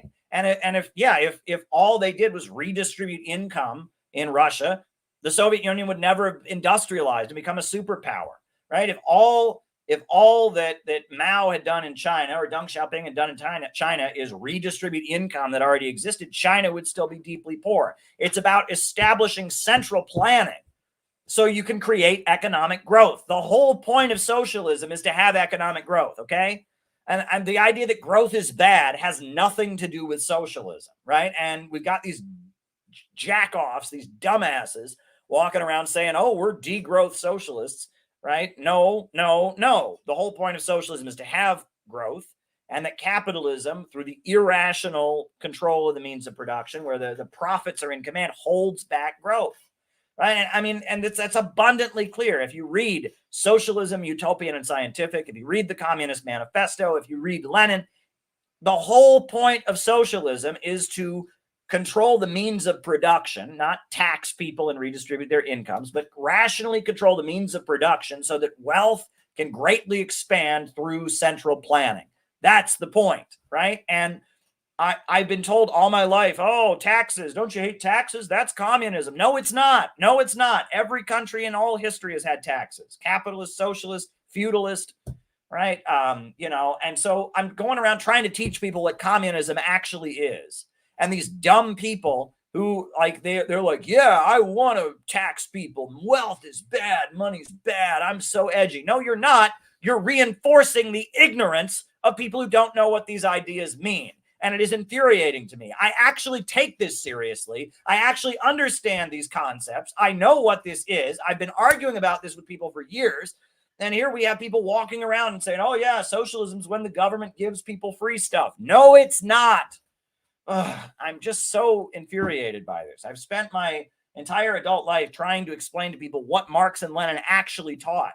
And then we get these jack-offs who walk around, oh, yeah, and they just reinforce exactly what right-wingers think communism is, right? Americans don't like communism because they're convinced communism is going to take their house and give it to a poor person. We're not, right? Communism tends to maximize personal property. The rate of home ownership in China and Cuba and Vietnam is higher than the rate of home ownership in the United States. We want people to own their own homes, right? I'm so tired of this, right? And it's one thing, yes, there's the straw men from the right wing. That's one thing, right? There's the straw men from the right wing. But there's also then people on the left who don't know what they're talking about and reinforce these straw men from the right. And I'm standing here saying, hello, I actually know what this shit is about, and they don't listen to me, right? And oh, he's a white supremacist. He's a neo-Nazi. Don't listen to me. I'm not a fucking neo-Nazi. You know, it's like I take this seriously. This isn't a big joke. I don't come on here high on drugs and sit here and make fun of other people's voices. I actually care about this stuff. I'm trying to build a real organization, and it really bothers me. And it really gets on my nerves, right? There are so many dumb people calling themselves communists nowadays who have no idea what communism is, who basically they listen to conservatives, what they think communism is, and they say, that sounds good to me. And if you don't agree with them, you must be a Nazi yourself. You must be a conservative Nazi yourself. And it's so infuriating. I take this seriously. I've been arguing with people about this for years. No, we don't want people to be poor. No, we don't want to end home ownership. The rate of home ownership in Cuba and in Venezuela and in China is bigger than the American rate of home ownership. We're not trying to redistribute people's incomes. That happens in every society. We want to change the way the means of production function so that we can expand the amount of wealth in all of society. right? And so if you go around saying abolish billionaires, you're saying we're against wealth. We're not against wealth. We're against exploitation. We're against people being made poor, wealth created by impoverishing other people. We're not against wealth, okay? And I am furious about that, right? And it's really not that hard to understand. Socialism, utopian, and scientific. The coal miner's riddle. The little boy says to his father, "Why is it so cold?" The father says, "Because we can't afford any coal to heat the stove." And the little boy says, "Why can't we afford any coal?" He says, "Because I lost my job at the coal mine." He says, "Why did you lose your job at the coal mine?" He says, "Because there is too much coal," right? That's the understanding, right? That capitalism holds back human potential because abundance creates poverty. Coal miners lose their jobs because there is too much coal. All right. So there you go. That answered that question. Crimea is Russia. True. I've been there. I've seen it. I've been to Yalta. It is definitely Russia. Taiwan is China. True. Taiwan has always been a part of China. Palestine is free. Well, actually, it's under occupation right now, but Donbass is free. I would say yes, right? Korea is one. I mean, it should be. It's divided right now. Ireland is one, also divided. And Malvinas are Argentina. Yes, I agree that Malvinas are Argentina, right? Yeah, I mean, yeah. I don't think the British have any right to their Falklands. I think it is the property of Argentina. So, yeah, you're right on all of those points. I've been to Crimea, right? Yeah, there you go. All right. Where do I start getting involved in a movement or party as a student in college? Well, you're in Argentina, Battle Cossack. So I don't know what organizations exist in Argentina. A member of our community named Gavin was just in Argentina for several months. So maybe he can have some insights. If you were in the United States, I'd have you join CPI. But, you're in Argentina. And Argentina, I have a feeling there probably are some genuine communists in Argentina, right? I mean, because of, Che Guevara, because of Cuba and Latin America. It may be more confusing now because of the pink tide and all of that, but I think there is a genuinely revolutionary communist movement in Argentina. But, hey, if you want to get involved, if you want to form a CPI aligned organization in Argentina, we'd love to help you do that. You're welcome to come on our Zoom calls or something if that's something you want to do. We're happy to work with people in different parts of the world, right? Who like what we do, and you're on every stream. So, hey, I mean, I'm all for it. Maybe you can help us translate some of our key works into Spanish, there you go. All right. Does advancing in age typically turn people into right-wing dum-dums? Is that inevitable? Well, what does right-wing mean? Right? I mean, older folks tend to be more socially conservative just because they grew up in a time where things that are widely tolerated now were not tolerated back then. But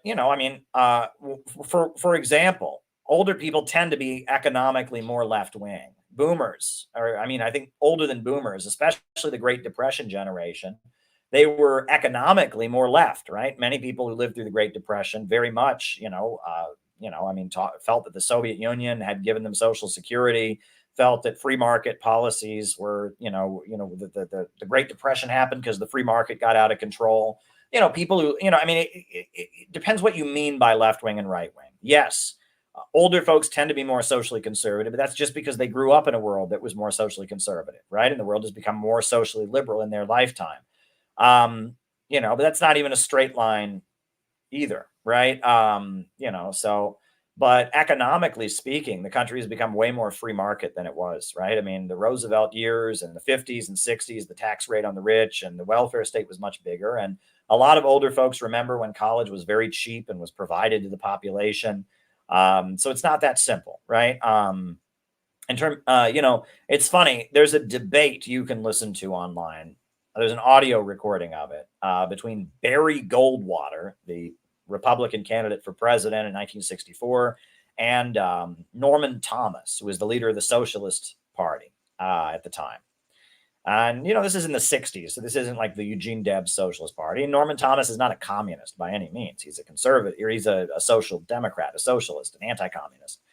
But at one point, somebody in the audience asks a question and calls him a liberal. And he says, well, I am not a liberal. I'm a socialist, but I'm not a liberal. And this was, I think, the late 50s, early 60s. He says, you don't want to know what I think of that twist dance those kids are doing these days. You don't want to know what I think of that. Right? Well, it's true. I guess Norman Thomas was a socialist, but he also did not approve of the twist.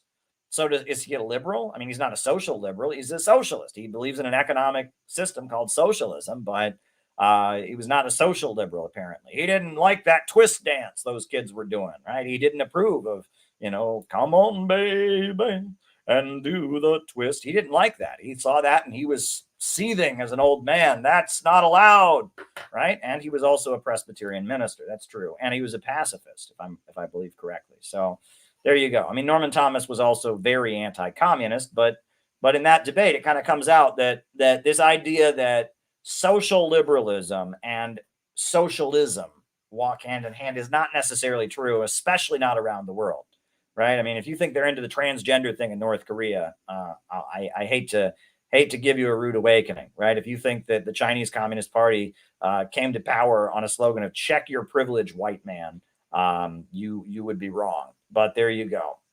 There you go. Thanks, everybody. Thoughts on the Israeli Communist Party? That's actually interesting. I've met years ago in like 2013, 2014, I went to a reception for a woman in the Israeli Knesset who is a member of the Israeli Communist Party. The Israeli Communist Party, they are part of a coalition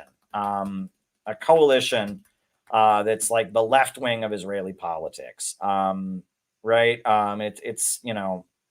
It's I forget, Hadish is what it's called.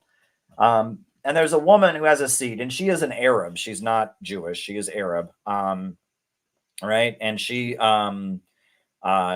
is a member of the Israeli Communist Party. And she has a seat in the Knesset. And I went to a reception. And what was interesting was the reception was mainly about Syria, and she was supporting the Syrian president Assad. Right. And she's an Arab Israeli citizen, which there are some, right? I mean, there are a number of Arabs who have Israeli citizenship. That does exist. She is obviously very critical of the Israeli government, but she recognizes, the Israeli Communist Party recognizes Israel's right to exist, right? I think that's the point, right? Is that it's a party for people who have Israeli citizenship, and they don't say that Israel should be dismantled. They say it should end its occupation. I think they want it to go back to the 1967 borders, but they consider Israel, should exist, which was the Soviet position, right? That was the Soviet position for many years, was that Israel had the right to exist, but it should go back to its 1967 borders, right? That Israel's expansion beyond the 1967 borders was unacceptable, that Israel was acting as a puppet of Western imperialism, and that should be opposed. But the idea was that Israel could exist with a government that was anti-imperialist and within the 1967 borders. And that's the position that the Israeli Communist Party takes. And I understand they were a big force in like the 60s. They aren't anymore, right? There's one seat, right? And she's an Arab, right? I mean, she's not a Jewish, Israeli. She is an Arab with Israeli citizenship. And I believe most of the people who vote for her in her district are of Arab descent. They are Arab Israeli citizens.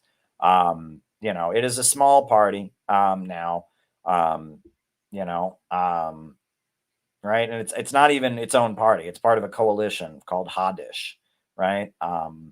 So there's other parties in it, including the Israeli Black Panthers and others, and it's a small political organization in Israel. And I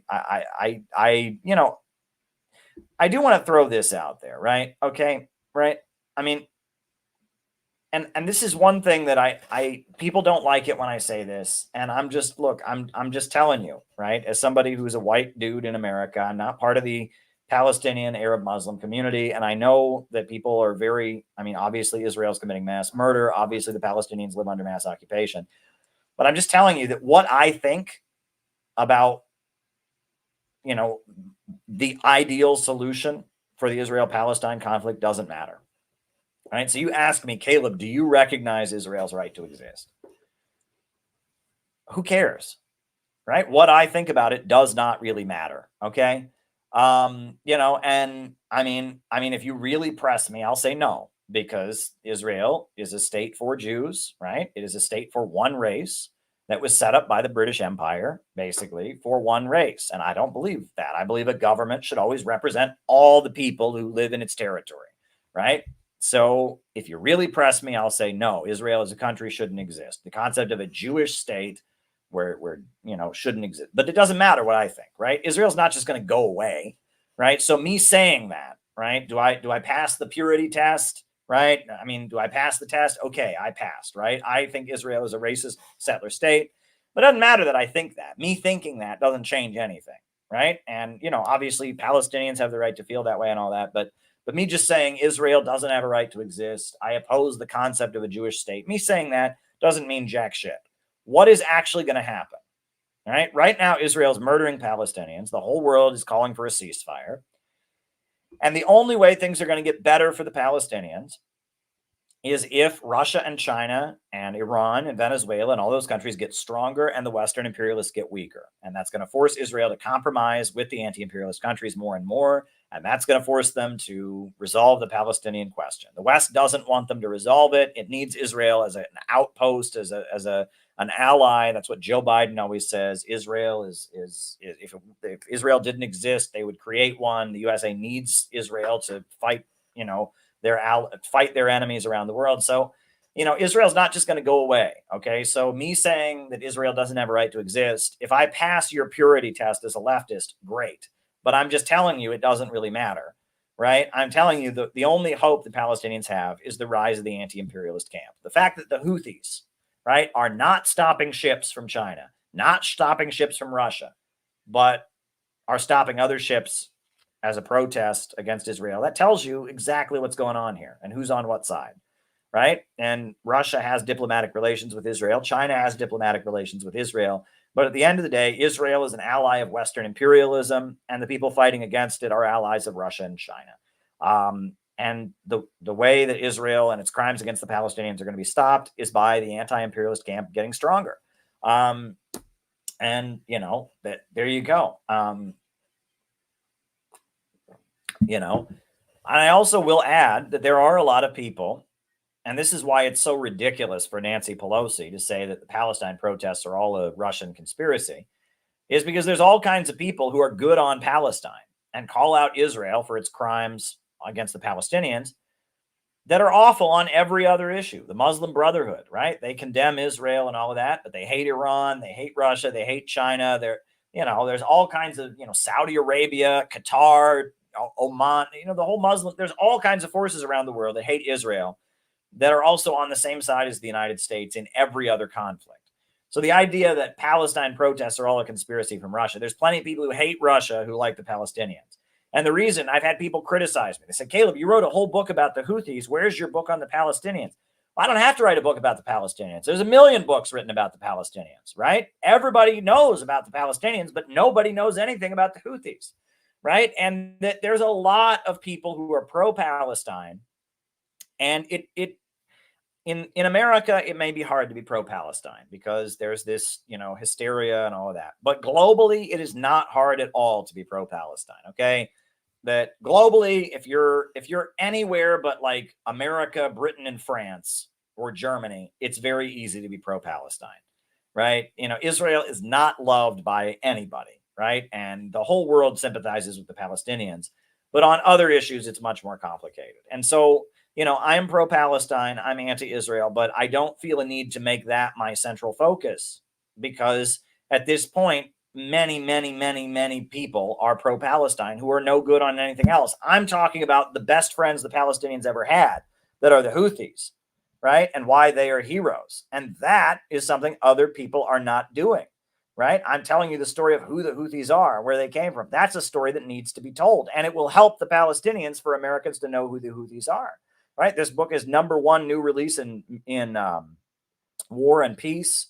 It's the #1 new release in Yemen. And it's the #3 new release on Middle Eastern affairs in Amazon right now. This book is making a contribution that will help the Palestinians. So I'm just telling you that. That's how I see these things. And that, yeah. So there you go. Okay. Next question. Is anti-Semitism really on the rise in the West? Are Zionists exaggerating to discredit pro-Palestine activism? Well, here's the thing. Yes, to both answers, right? Yes, Zionists are exaggerating it to discredit pro-Palestine activism, but yes, anti-Semitism is also on the rise in the West. There's nuance to all of these questions. Anti-Semitism is on the rise right now. And the reason that anti-Semitism is on the rise is because it's very clear that the USA is beholden to Israel. And it's very clear that Israel, gets a free pass from the American government. And a lot of Americans can't understand why. And many of those Americans are Republicans and are conservatives, and they can't understand. And within the Trump camp, there are many, many, many, many people who are pro-Palestinian, who are not happy, not comfortable with how much of a blank check the American government hands to Israel, and they're conservatives, and they're not going to understand Marxist analysis of this. And so they're trying to understand why Israel gets a free pass, and that leads them to anti-Semitic conclusions. And anti-Semitism is very anti-communist, and these people are already anti-communist. In fact, the first thing that you hear from any anti-Semite is always, "Oh, communism is so evil, and communism is controlled by the Jews." Right? That's like the basis of every anti-Semitic argument. And right-wingers already think communism is no good, right? And already hate communism. So they're already like predisposed to the basis of most anti-Semitism. Most anti-Semitism, the first thing they say is communism is a Jewish conspiracy. So it makes sense that among conservatives, among like the Alex Jones crowd that are critical of Israel, anti-Semitism is like the logical conclusion. Now, most of the people at the pro-Palestine rallies right now are not Alex Jones people. Most of them are woke leftists, okay? And they support the Palestinians because they're brown, because the Israelis are white, because they see it as white skin privilege. They put it into their narrative of, third world people against the racist white men or whatever. That's the way they understand it, right? They don't have a Marxist understanding, but their kind of liberal identity politics leads them to sympathize with the Palestinians, which is good, right? I think the Palestinians need any support they can get. So because of that, because there are a lot of Americans that are questioning how much influence Israel has over our politics, and because of the fact that many of them are on the right and they are anti-communist, anti-Semitism fills the void. But that's the Israeli talking point, that the pro-Palestine rallies, right, are all anti-Semitic. No, they're not, right? Those people don't hate Jews. In fact, there's Jewish Voices for Peace is one of the main groups that's doing it, right? And those Jewish Voices for Peace also supports Israel too. They're not pro-Palestine. They're two-staters. They're critical of what Israel is doing, but they support Israel more or less. They just think what it's doing is wrong. And they're probably the main group that's doing pro-Palestine activism right now. Jewish Voices for Peace, the Council of American Islamic Relations, the Party of Socialism and Liberation. None of those groups hate Jews. They're not anti-Semites, right? So the Zionists are saying those pro-Palestine rallies are all anti-Semitic. That's bullshit. However, there is a rise of real anti-Semitism right now on the right, and that is very clear. Get in the comment section of any Alex Jones video, any Ben Shapiro video. It's full of people saying classic David Duke anti-Semitic tropes about the Jewish conspiracy, blah, blah, blah, blah, blah. That's just standard, okay? And that stuff is on the rise. And, I'm not going to deny that stuff is on the rise. It is. Among American conservatives who don't understand why Israel gets a free pass, a lot of them are getting into protocols of the Elders of Zion and shit like that. That's just true. And you can't deny that. But that's not what the Zionists say. The Zionists say that all the people waving pro-Palestine flags all just want to put Jews in ovens. And that's ridiculous, okay? The woke college leftists marching around with pro-Palestine flags, the people marching around saying free Palestine and marching with Palestine flags, they don't want to kill the Jews, right? And that is what pisses me off about Zionists, right? That is the most brain dead thing. And Zionists really believe this, right? I was in college, right? And at my college, they showed, God forbid, they showed a pro-Palestine film. And they showed this movie called Occupation 101 that was a pro-Palestine film. And it was made by like Noam Chomsky and and people like that. And I remember that the Jewish organization at my college was just so furious. How dare this film be shown on the campus? And I remember talking to these students from the Hillel Club about, and they're crazy. I mean, they live in another planet. Zionists have this ridiculous victim complex. I remember one of them, they were saying, that one of the groups that had showed this pro-Palestine film was an LGBT group. And they're saying, well, why would an LGBT group show a film made by people who want to cut their heads off? And I said, do you think Noam Chomsky wants to cut Jews' heads off? He wants to cut gay people's heads off? But it's like, in their minds, anyone who's pro-Palestine is like a head-chopping Arab Nazi. And it's like, no, there's just a lot of people who look at what Israel does and think it's wrong, right? And that they have been like so traumatized and brainwashed to believe that anyone who criticizes Israel wants to throw them in a gas chamber and behead all gay people and stone women to death. And Zionists, they live in this alternate universe where every person that would ever criticize Israel is wanting to murder them. And it's just not true. And I know that's based on trauma, and it's based on the Holocaust, and it's based on a lot of horrific things that Jewish people have had to be through. So I try to be sensitive to that. But, I live in New York City, and I've heard from Jewish communists, not even pro-Israel, but Jewish communists told me that everyone in Ohio, everyone, I was told by Sarah Flounders of the Workers' World Party, she told me that everyone in Ohio thinks that Jews are born with horns and tails. And I said, Sarah, I lived in Ohio for the first 23 years of my life. I have never met anyone in my life who thinks that Jews have horns and tails. And she said, no, all those evangelical churches, they all have a picture of Jesus being crucified. And that means that they think the Jews are Christ killers and they want to kill all the Jews. I said, no, Sarah. I said, no, all of those people at evangelical churches are waving Israeli flags and think supporting Israel is their duty as a Christian. No, it can't be. I'm a Jew. I'm the most oppressed person in the world. I'm the victim. and it's like, no, that's not true, right? And Zionists, they have this worldview where every person who could in any way be critical of Israel, or everyone's out to get them, everyone wants to kill them. And it's just not true.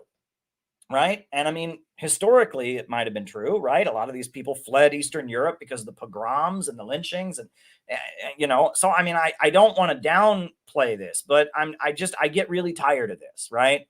I really get tired of this. Right. And it's weird because the hard right, the Netanyahu supporting Zionists, they know that the evangelical Christians are their friends. Right. The hard right wing Israelis who voted for Donald Trump, who voted for Netanyahu, who like Mike Huckabee, they actually they like the evangelical Christians. But your typical Zionist, right? 75% of Jews vote for Democrats, right? Jews as a group tend to be Democrats overwhelmingly.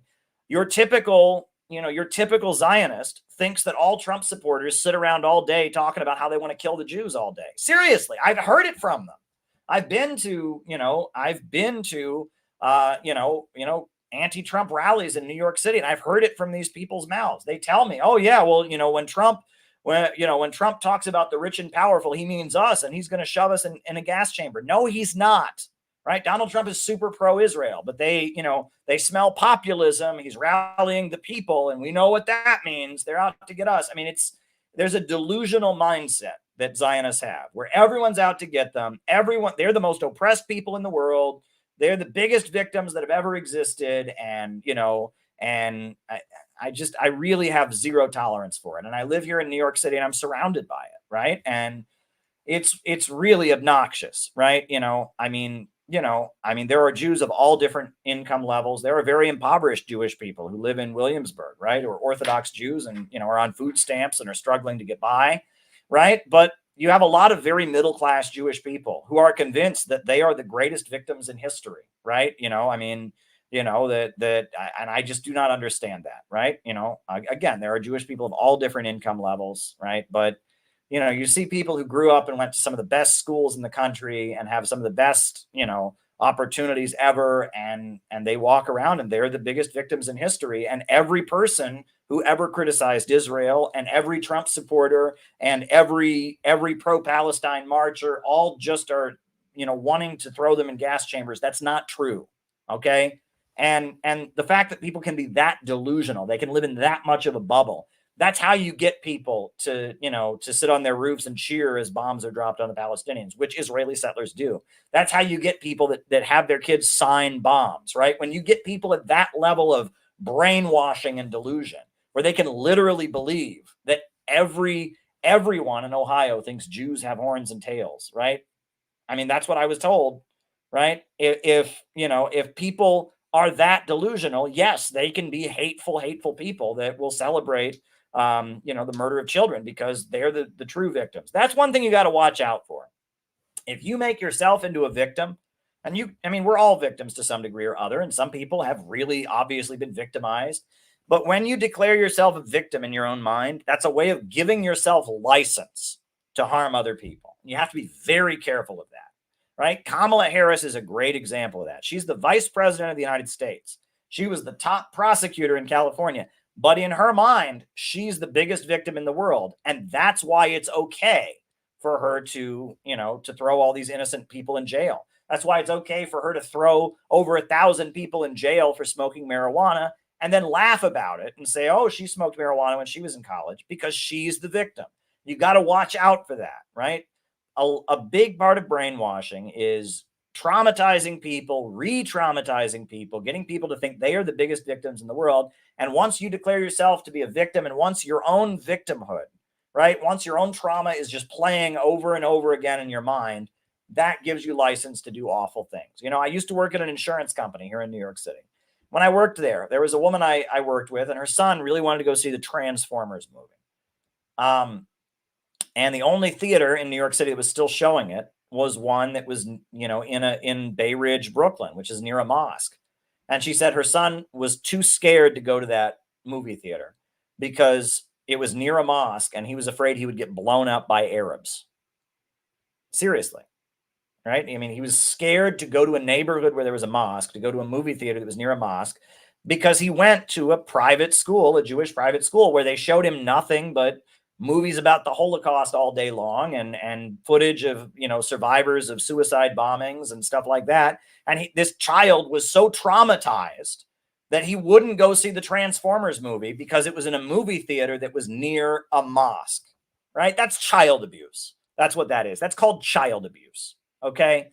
If your child is afraid to go to a movie theater because it's near a building where Muslims are, because their school has shown them so many movies and so many clips, and it's just pounded into their heads that all Muslims and all Arabs just want to kill them, that's child abuse. Okay. And what Zionists do to their children at these schools, and where they just traumatize them all the day long with the Holocaust, with suicide bombings, it's child abuse. It is absolutely child abuse. These kids come out of those schools hateful. They come out of those schools traumatized. They come out of those schools, believing that Muslims especially, but all other races are out to get them. It's wrong. It is wrong what Zionists do to their children.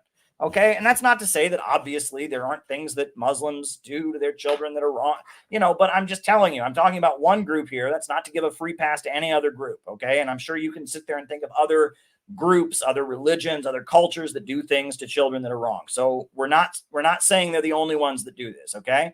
And there are many liberal Jewish schools that don't do this, right? There are many Reformed Jewish schools that are very open-minded and take their kids to mosques to learn about Islam. And there's a wide spectrum, okay? But hard Zionists traumatize their kids and get their kids to think very, very negative things and to see themselves as victims. And it's wrong. It's just wrong what they do, right? It's wrong what they do. And I mean, hang me for saying it, right? I've been canceled so many times at this point. Anyway. Okay.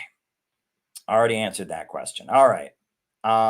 I know you don't endorse any candidates, but Jill Stein does a good job of trolling the anti-Houthi types in this clip. Well, I downloaded the clip while we were waiting here, so let's put it on, right? Not One More Penny is what it's called. So, all right, let's see what it is.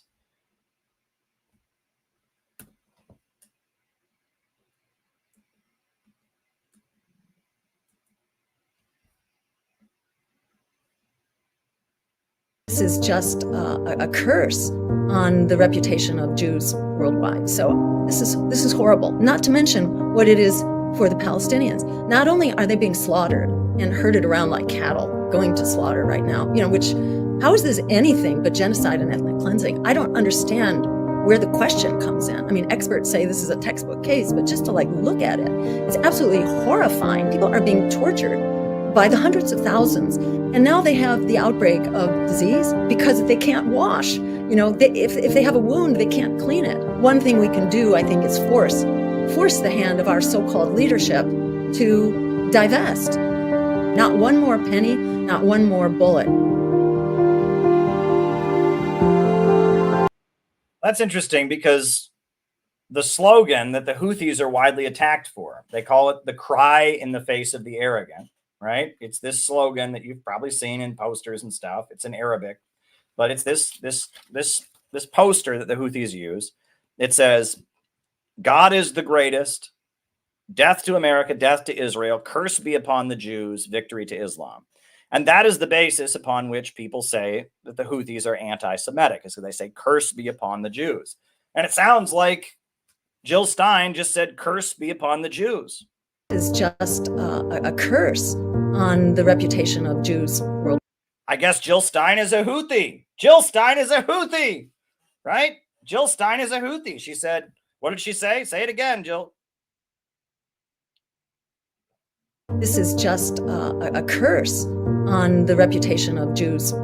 Jill Stein is a Houthi, right? Curse be upon the Jews. So there you go. No, I mean, that's clever. But, I've explained many times that, obviously I would never endorse any movement that said curse be upon the Jews. But in the context of Yemeni society, right, and their understanding of world events, the Jews means Israel. And they argue that anything that is conceived in an immoral way is cursed, right? That, if you eat food that has been stolen, you might get sick from it.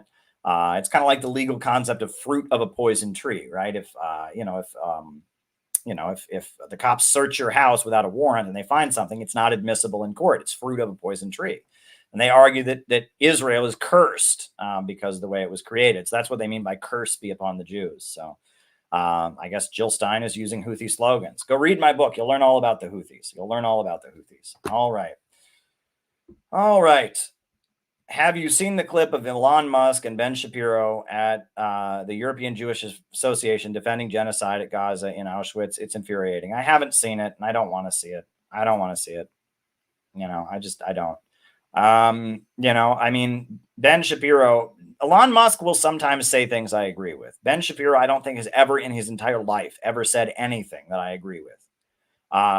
So Ben Shapiro just gets on my nerves, especially when he's talking about socialism and communism. Again, he's arguing with, people who think socialism is redistribution of income. He's not arguing against actual Marxism. He relies on saying communism failed everywhere it's ever been tried because he knows that none of the people he's arguing with have the intellectual courage or just the knowledge to go against that. And, I'd love to debate Ben Shapiro in a fair setting, but I don't think I would ever get that opportunity. I think I did a video at one point against Ben Shapiro, and I'm out of super chats, by the way. If anyone has any more super chats, want to send them my way, that'd be great. But I actually did a couple of videos on Ben Shapiro when he was kind of rising, because I found some of his anti-communist arguments to be very easy to debunk. Let me see if I can pull one of those up.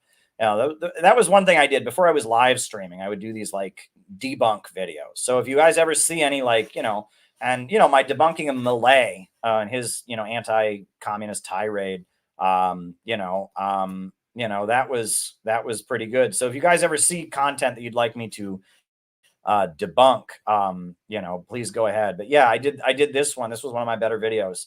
I wonder what the view count is, because it was a long time ago. This was years ago, long before the pandemic or anything. I saw a Ben Shapiro video that annoyed me, and it was called the most brilliant argument against socialism by Ben Shapiro. And it was easily debunked. And so I just debunked it. Oh, it's at 14K. Okay. Yeah. Well, this is one of my debunks of Ben Shapiro, which I enjoyed doing. So, And I used to just walk around Manhattan near my office, near the RT studio, and I would just make these debunk videos and I would edit them. So this is me debunking Ben Shapiro. All right, this is called Ben Shapiro's most. And if anyone else has any other super chats or things they want me to answer, go ahead. For those of you who aren't familiar, is supposed to be the smartest man on the right wing. This is the young firebrand, the brilliant debater, the smart man who can just dissect any left-wing view, any leftist critique of capitalism, any socialist viewpoint. He can just rip it to shreds. He is the intellectual vanguard of the new young right wing. Ben Shapiro, just a superstar on Fox News, just considered to be the smartest man ever, right? So he's speaking, and someone gets up and asks him, what do you say in response to socialists? And he gives what he presents as the most brilliant argument against socialism. Let's listen to what Ben Shapiro says. So here is the actual argument that works with socialism. It is immoral to steal from people, even if you vote to steal from people. Okay, if there are 3 people in a room, and it's me, and I have $100, and you and your friend are in the room, and you vote to beat me up and take my money, that does not make it morally legitimate for you to beat me up and take my money. The left always argues on the moral level. In the end, they always say, sure, my ideas don't work, but they're fair. They're fair, right? And so what you have to say, the only way to come back to that from that is to say, no, your ideas are not fair, your ideas are theft. Well, that's an interesting way of putting things, Ben. But there's a little bit of a problem with that. That's not an argument against socialism, that's an argument against taxation. Every government in the entire world has forcibly redistributed wealth to some degree or other. I'm walking, as you can see, on sidewalks. These sidewalks were paid for and built with wealth that was redistributed from me to the government, which then used it to build these sidewalks. So is the USA socialist? You know, Benjamin Franklin, the founder, one of the co-founders, founding fathers of the United States, said that there are only 2 things certain in life, death and taxes. So I guess Benjamin Franklin was a socialist. This is not an argument against socialism. Every government that has ever existed has redistributed wealth to some degree or other. It's just a matter of how much, right? Some governments redistribute lots of wealth, some governments redistribute very little, some redistribute to the rich with, government subsidies for corporations and corporate welfare. Some have lots of social programs. But the issue of should the government tax people in order to spend their money, that has nothing to do with the debate between socialism and capitalism. And according to Ben Shapiro, all taxation is immoral, so we should just have anarchy. So any government that taxes is socialism. This is an absurd argument. I really don't think that we should not levy taxes against people. I don't know of any country in the history of humanity that has done that. So his brilliant argument against socialism, well, the government can't forcibly take things from you, doesn't really add up. However, let's look at the question the student asked, because that'll give you some insight.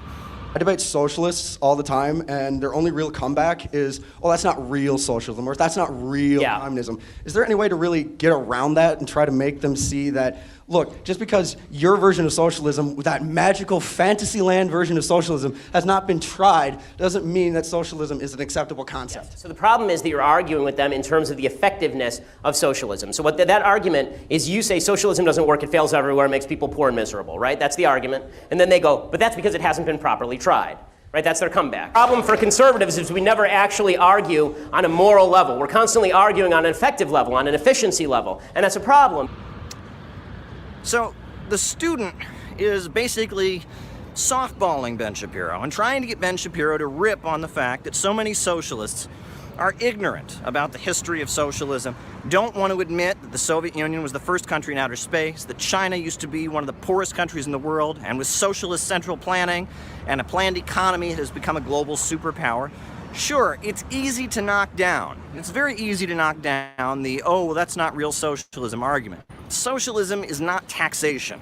Socialism is when the banks, factories, and industries, and the major centers of economic power operate in the interests of all of society, not in the interests of a small group of owners. It's when the economy is forced to serve the people. It's when the means of production operate according to public good and are centrally planned and don't operate simply according to the anarchy of production, the chaos of profits, the chaos of the market. That's the difference between capitalism and socialism.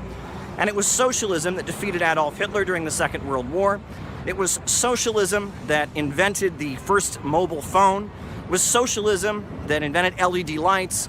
It was socialism that invented the AK-47 rifle. It is socialism that took Russia from being a backward agrarian society to being a fully industrialized modern country.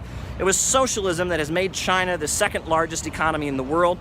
Meanwhile, unregulated capitalism is failing all across the planet. You want to see the wonders of the free market? Go to Haiti, go to Nigeria, go to Guatemala, go to Honduras, right? Unregulated free market capitalism is destroying countries across the planet. Libya was once the country in Africa with the highest life expectancy. It had an Islamic socialist government led by Muammar Gaddafi. Now, Libya has joined the global free market system, and things are so bad, people are getting on rafts and fleeing and drowning in the Mediterranean trying to get out. If you go all across the planet, you can see the results of the free market system. The IMF and the World Bank, neoliberalism and privatizations being imposed on people. Free markets destroy countries, and free markets have even destroyed our own country here in the United States. Look at Michigan, look at Ohio, look at Pennsylvania. The conditions people are living in have gone down. Why? Because for decades in the United States, we have embraced Ben Shapiro's philosophy. Get the government off our backs, privatize everything, lower taxes on the rich. And the result has been gutting the standard of living in the United States and strengthening the globalist, free market, international bankers. Capitalism today is the rule of Wall Street banking corporations, London stock market, the rule of big international giant corporations and bankers that have no loyalty to the United States or any other country, right? And socialism is when a country breaks out of that system and says, we want to control our economy. We are going to have an economy that serves the people, not the interests of profits. That's what socialism is, and socialism has been successful. Yeah, well, my voice is a lot less nasally than it was back then, but yeah, you know, I mean, I still basically think the same thing, right? I mean, it's been an interesting ride. I started doing these live streams that we're on. This is live stream number 670 something, right? But you know, it's been a long ride, but I just keep doing what I'm doing, right? But yeah, if anyone else has any more super chat questions they want me to answer, great. You know, if not, I guess we'll wrap this up. But you know, now is the time for any further super chat questions that people might have. You know, if not, I will wrap this up. But let me see if there's like a song I can put on or something, right? You know, because I'll give you a chance to get your super chats in. Let me see if there's a song I can put on or something fun I can put on, you know, for a little bit to keep the things going here. Right. So there you go. Maybe I'll put on, here's something I could put on, right? I have not given up my hope of a unified Korea, right? And the folks at the Manhattan Family Church, they have not given up on that either. And they actually have a song they wrote called Unite into One Heavenly Korea. So we'll play that, right? So if anyone else has any super chat questions or anything they'd like me to answer, go right ahead. But I'm going to put on the Heavenly Korea anthem. I'm still a kid to you, Kinky. I'm 36 years old, but I'm still a kid. That's good to hear. I'm going to put on the Heavenly Korea anthem.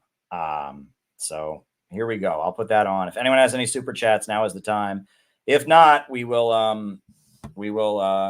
end this stream pretty soon. But yeah, I'll put on the Heavenly Korea anthem. Why not, right? I believe in peaceful reunification of the Korean Peninsula. I'm concerned about the Korean Peninsula and everything that's happening.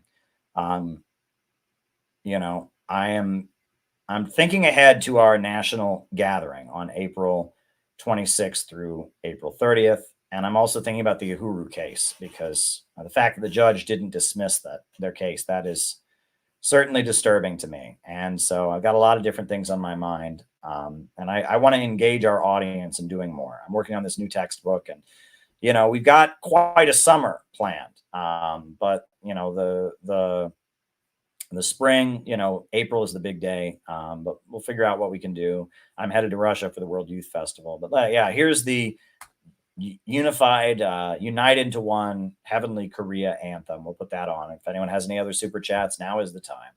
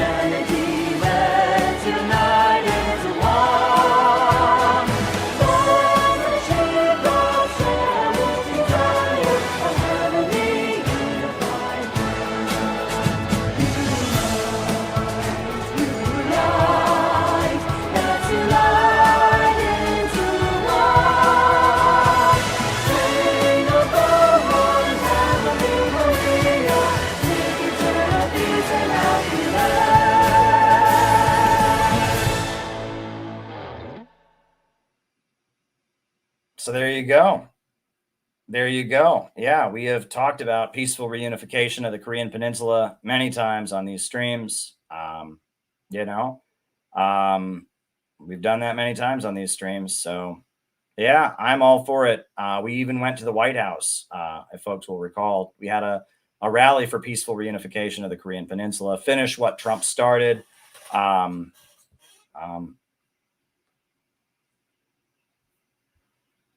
Okay. Yeah. Okay. Well, do you have a link for that video? We can put it on. Yeah, if you have a link for it. Do you have a link for that video? Despite what you're told, China is dying. Okay. Yeah, I'll see if I can find that video while I put the rally that we did at the White House on. How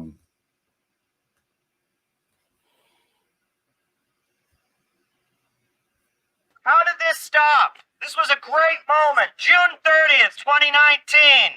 The leader of People's Korea and the leader of the United States shook hands. They met, the first president ever to visit the Democratic People's Republic of Korea. We had Donald Trump trying to make peace with a country that is still technically at war with the United States. Donald Trump was trying to open the door to peaceful reunification of the Korean Peninsula. There would be hope to bring the troops home from South Korea. There would be hope that there could be denuclearization, that North Korea wouldn't feel threatened anymore, that there could be no more bombs and weapons, and the people of Korea could reunify. And Donald Trump going to People's Korea was sabotaged. It was sabotaged by John Bolton, and the neocons. The same forces that got us into Ukraine, the same forces that are escalating and pushing buttons against China and Taiwan on the Taiwan Strait, the same forces that want World War III sabotaged the peace process on the Korean Peninsula. We're here to say, finish what Trump started. We want peaceful reunification of the Korean Peninsula. We want U.S. leaders and the leaders of People's Korea to sit down. We would like to see trade between the United States and People's Korea. We would like to see those railroads in South Korea that have been built. We'd like to see them in action and see the Korean people trading with each other. We don't want war. We don't want money wasted on international confrontations. And we also don't want a police state. And at the same time that the big bankers who control Joe Biden, the Silicon Valley monopolists and fascists, the same forces that control Joe Biden, are waging a war not just around the world, but against the American people. They are driving our country into poverty. Our trains are derailing. People are breathing in deadly chemicals. The water is not properly purified. Jobs are falling apart. Schools are falling apart. It's a nightmare. They have waged a war against us.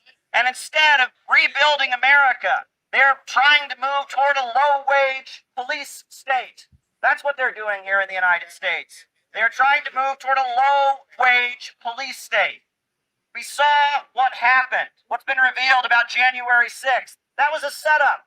We saw that those people were led to do what they did for propaganda purposes. We call for an amnesty. We don't endorse what the people did, but they were enabled to do it and set up to do it by the American government. The FBI, the Secret Service, other agencies enabled what happened on January 6th to happen. Those folks were entrapped. And we say that until they're going to be honest with the public about what really happened on January 6th, there needs to be an amnesty for those who've been arrested. And the same goes for the Uhuru movement. A group of black revolutionaries, black activists, had guns pointed in their faces, drones flown into their homes. They were terrorized and accused of being Russian agents. Why?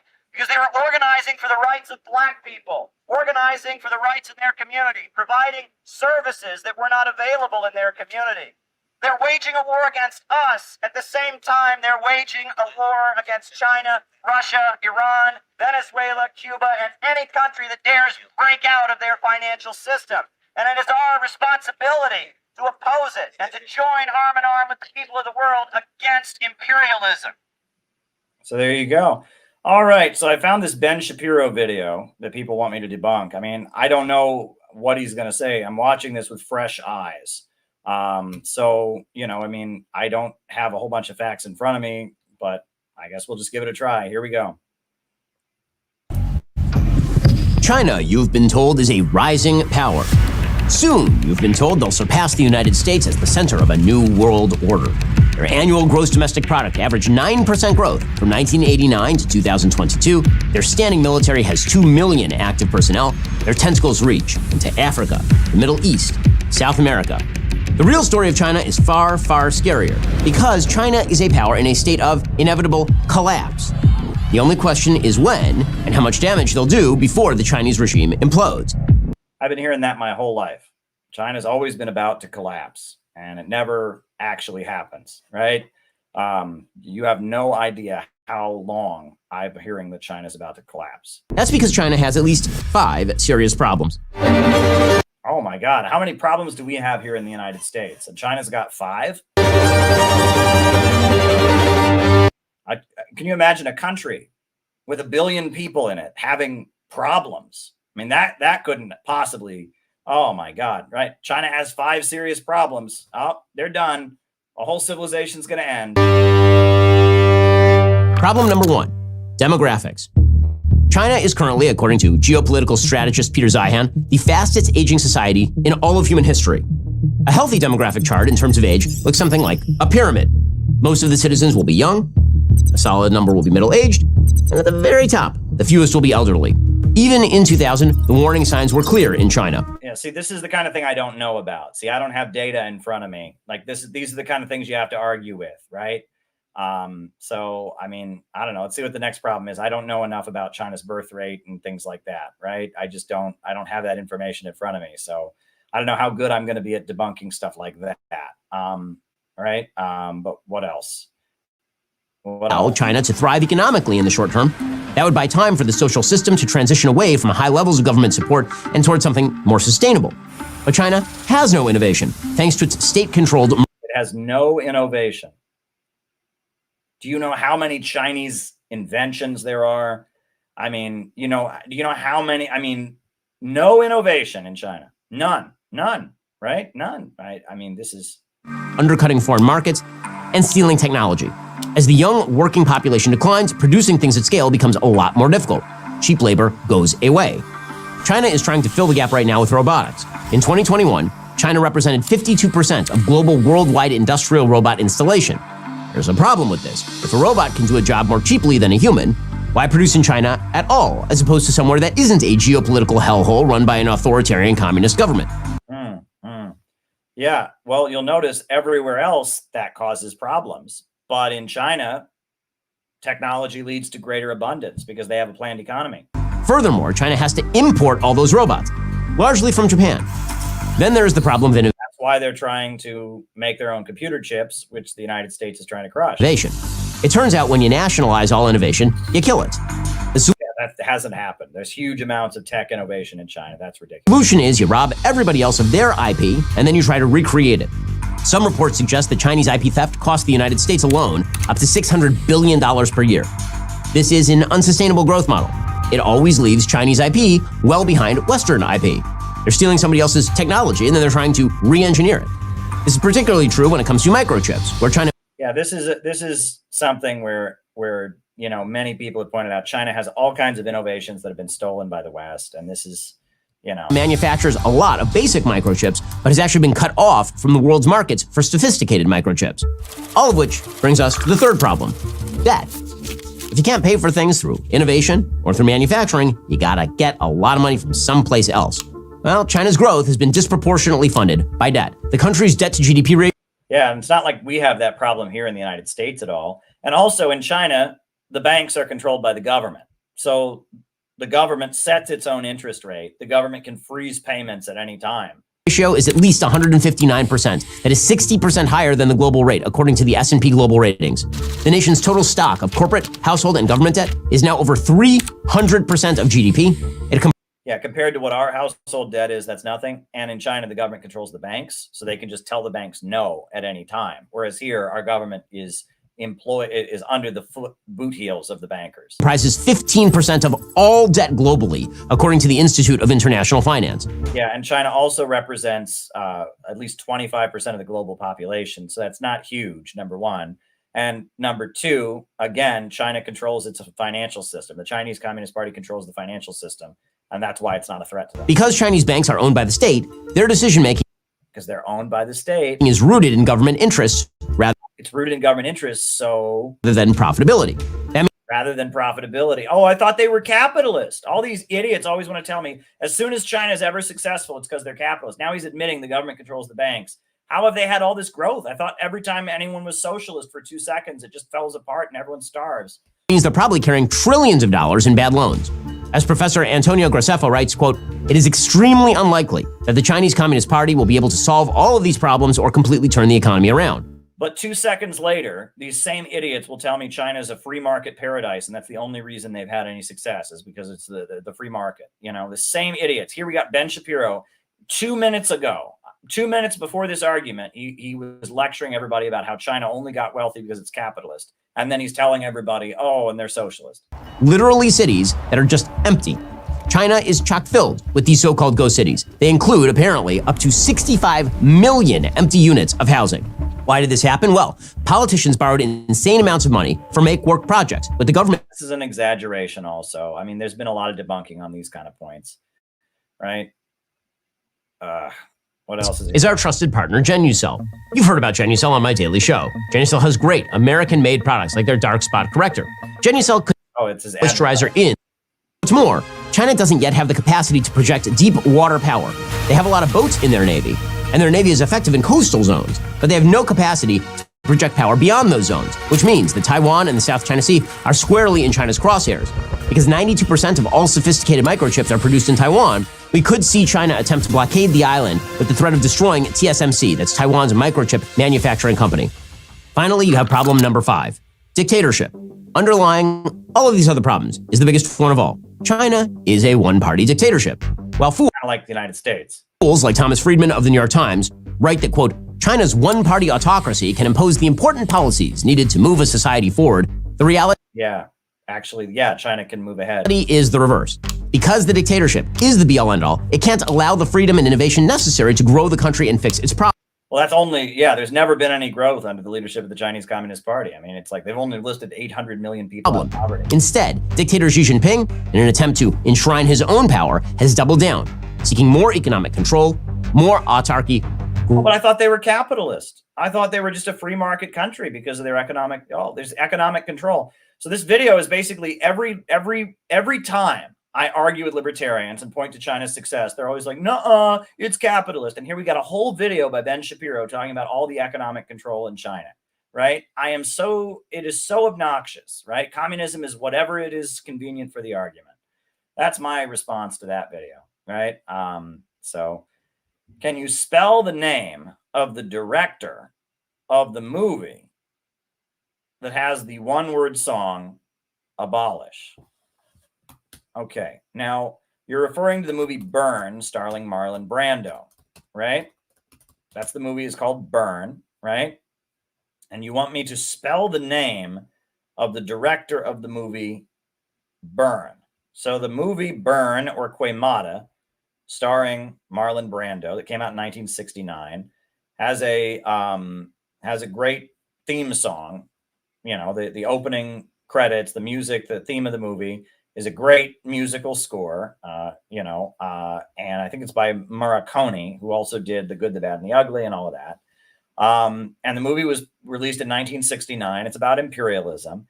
And the director's name is Gillo Pontecorvo. So it would be Pontecorvo, right? Is that like a trap? Did I say something bad that you can clip? Or, I mean, the movie is called Burn. The movie's called Burn, and the theme song means we abolish or abolish, and it's a great piece of music. Music by Ennio Morricone, right? The music was written by this composer, Ennio Morricone. I hope you were just trying to identify it because you like the song. Is that what was going on?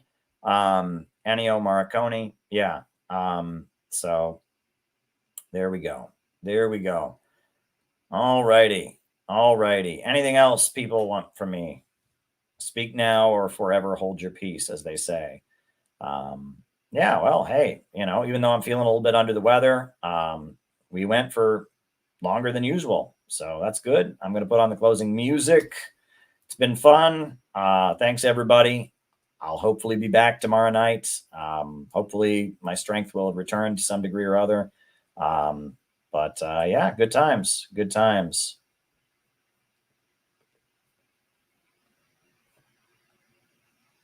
Upsurge in the struggle against U.S. imperialism is now emerging throughout the world.